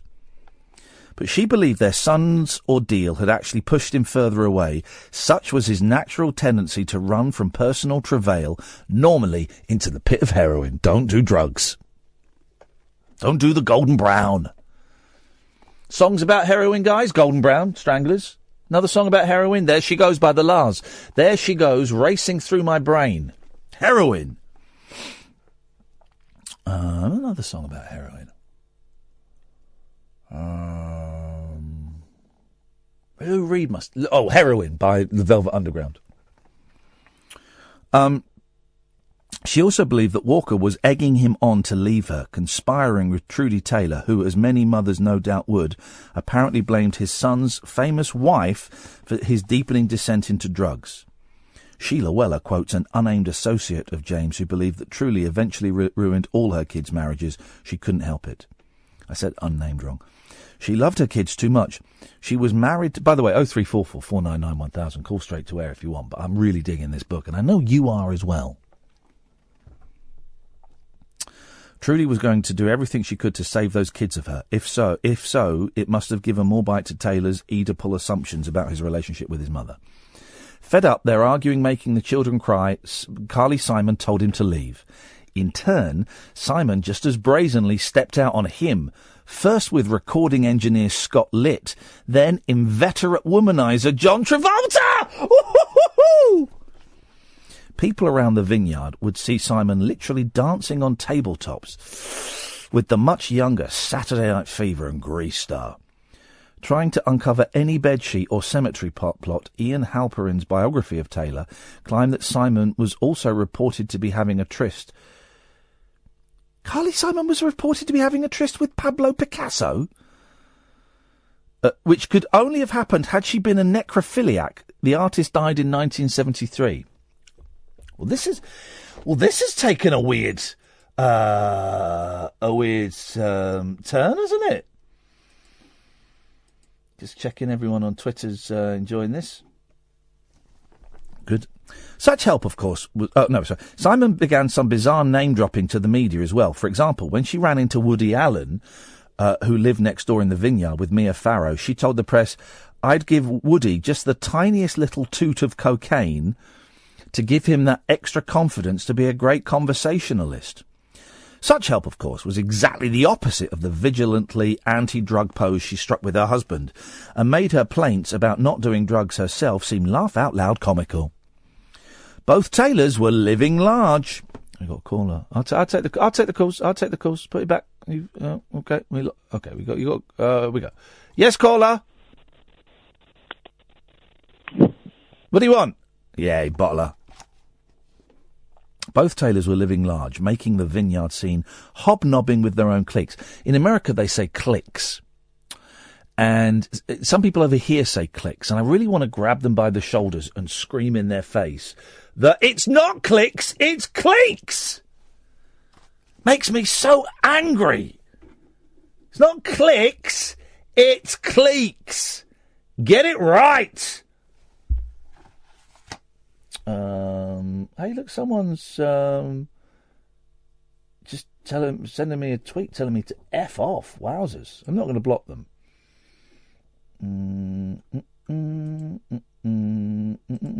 Oh, someone's having a go at me. Oh, no, that's from ages ago.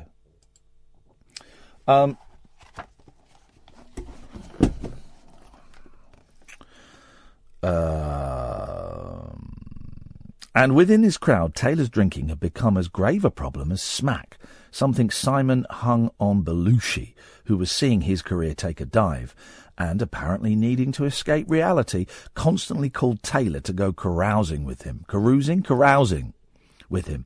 As a result, Taylor acknowledged around that time, "I don't have much moderation in my drinking. If I get intoxicated, I lose control. And I've sometimes made mistakes when I was too high that I deeply regret. I can get real sad thinking about things I've said to people and ways I've made people I love feel because I was so out of it." We should play a little bit of James Taylor in the background. That's what we'll... Hang on. I keep the click on. I like the click. What can I tell you? Let's get some James Taylor. I like the click. You don't normally have it this loud, though, click, do you?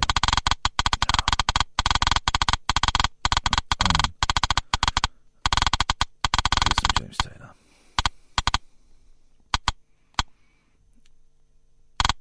Here we go. Should be James Taylor.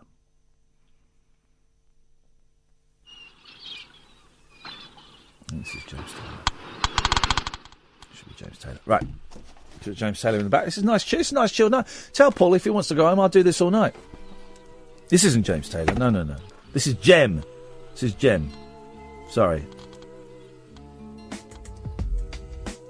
This should be James Taylor. Is this James Taylor? That's not James Taylor. Is it? Is that James Taylor?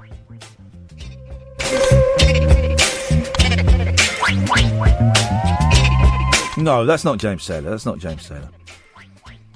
James Taylor. No, that's definitely not James Taylor. There we go. Is this James Taylor? There we go. The guitar. That's the guitar. The legendary guitar playing skills, vocal of James Taylor. He's turned up a little bit. So we can... Really creating a vibe tonight, guys. Really creating a vibe. I've sometimes made mistakes when I was too high that I deeply regret. I can get real sad thinking about things I've said to people and ways I've made people I love feel because I was so out of it. Simon, meanwhile... Let me play some Carly... I'm not going to play Carly Simon. That'll take ages to find. I don't know if I've got any. Simon, meanwhile, not denying her adultery, was acting like a schoolgirl around Travolta, openly speaking of his magical way of knowing when I am in need. Sexy. She actually thought she might divorce Taylor and marry Travolta. Well, I think we all know why that wouldn't work. Before the latter walked away, and though Taylor had no right to object, he nonetheless felt humiliated by Simon's public exhibitions. Now he had reason to say that she was a bad influence on the kids. Oh, yes, man! And there was no reason why he should stop playing around. One night, he sauntered into the Manhattan nightclub Trax and announced, Jezebel kicked me out, so I'm up for grabs. Oh, for goodness sakes. I nearly did an F-bomb them. For the showbiz couple of the era, the glamour had long worn off. What were left were merely two broken people waiting for a merciful end. All during this unseemly soap opera, Taylor's work seemed almost an afterthought. Following the decent but too brief run of Flag and Up on the Roof... Hang on a minute. I might have to... I haven't got Up on the Roof on here. Can't play it.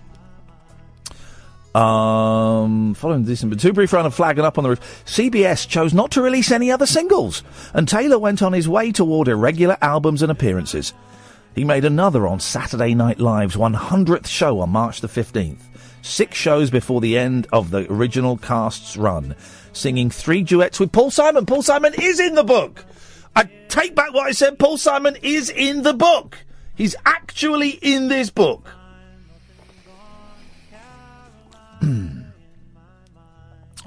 Kathy's Clown, Sunny Skies and Take Me to the Mardi Gras.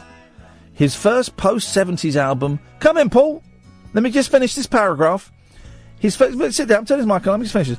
His first post-70s album was still awaited, and when he got around to it in the early fall of 1980, it was more of a cudgel against Carly Simon. His title, Dad Loves His Work, a cheeky or just plain nasty riposte to what had been Simon's ultimatum to cut back on touring and spend more time at home.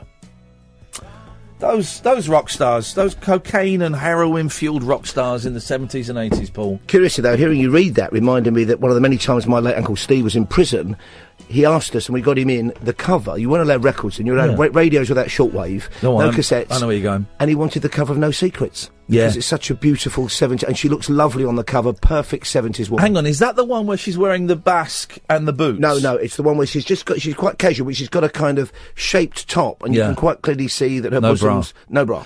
What's the one, because there's one where she's wearing just like a little black negligee, she's kneeling down and wearing black boots. No, that was a copy of Razzle from 84. Honestly, it's a great... I don't think I've seen that one. I do love Carly Simon, and James Taylor, I mean, what a voice. Hey, Fred West...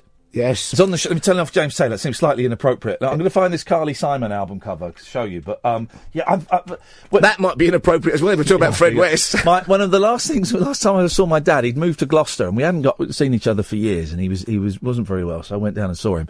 And he had to go off and get a mobility scooter, and he said, right, Ian, while I go and get the scooter, if you go down there, you'll see, where Fred West used to live. Cromwell Road. Exactly.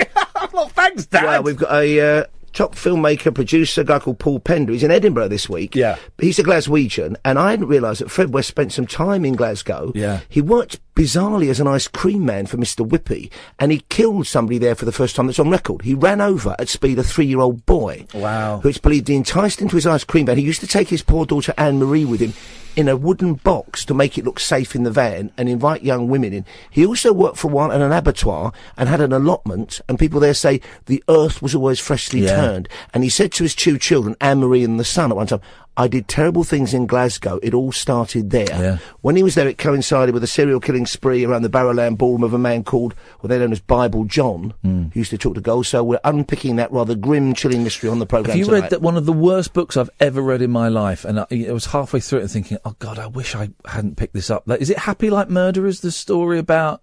I've seen it. I've never read it. No, I try not to get too into that because I think it gets into your head if you're not careful. Oh, mate, that is a book that I would not recommend to anyone. It's horrendous. Playing Possum is the album cover. Okay, I'll look at that after the... You Google it on... We're also marking a remarkable 60th birthday. We are crossing live to a Madonna boat party in New York. She's 60 today, of course. The big 60 for Meg. Oh, and I forgot to say that yesterday, Wednesday, was the anniversary. Ringo tweeted it, the anniversary of the day he was invited to join the Beatles. That's right, because we marked a couple of days before when Pete Best finally was told he was getting a tin tack. and he was performing with Rory Storm and the Hurricanes, and he had a 3-month contract, and he gave them 3 days' notice and walked out, and Rory apparently wasn't happy. So now, when you come crawling back, I'm not having you. No one comes out of the Pete Best Ringo Starr story particularly well. It was miserably done. That's Paul Ross on at 1:00. Sorry, I've got it freezing in here, Paul. I forgot to turn it up a little bit. I will turn it up as I leave. As cold as Fred West's heart. Thank you, Simon. Thank you, Hayley. Back tonight at 10. Until then, ta-ta.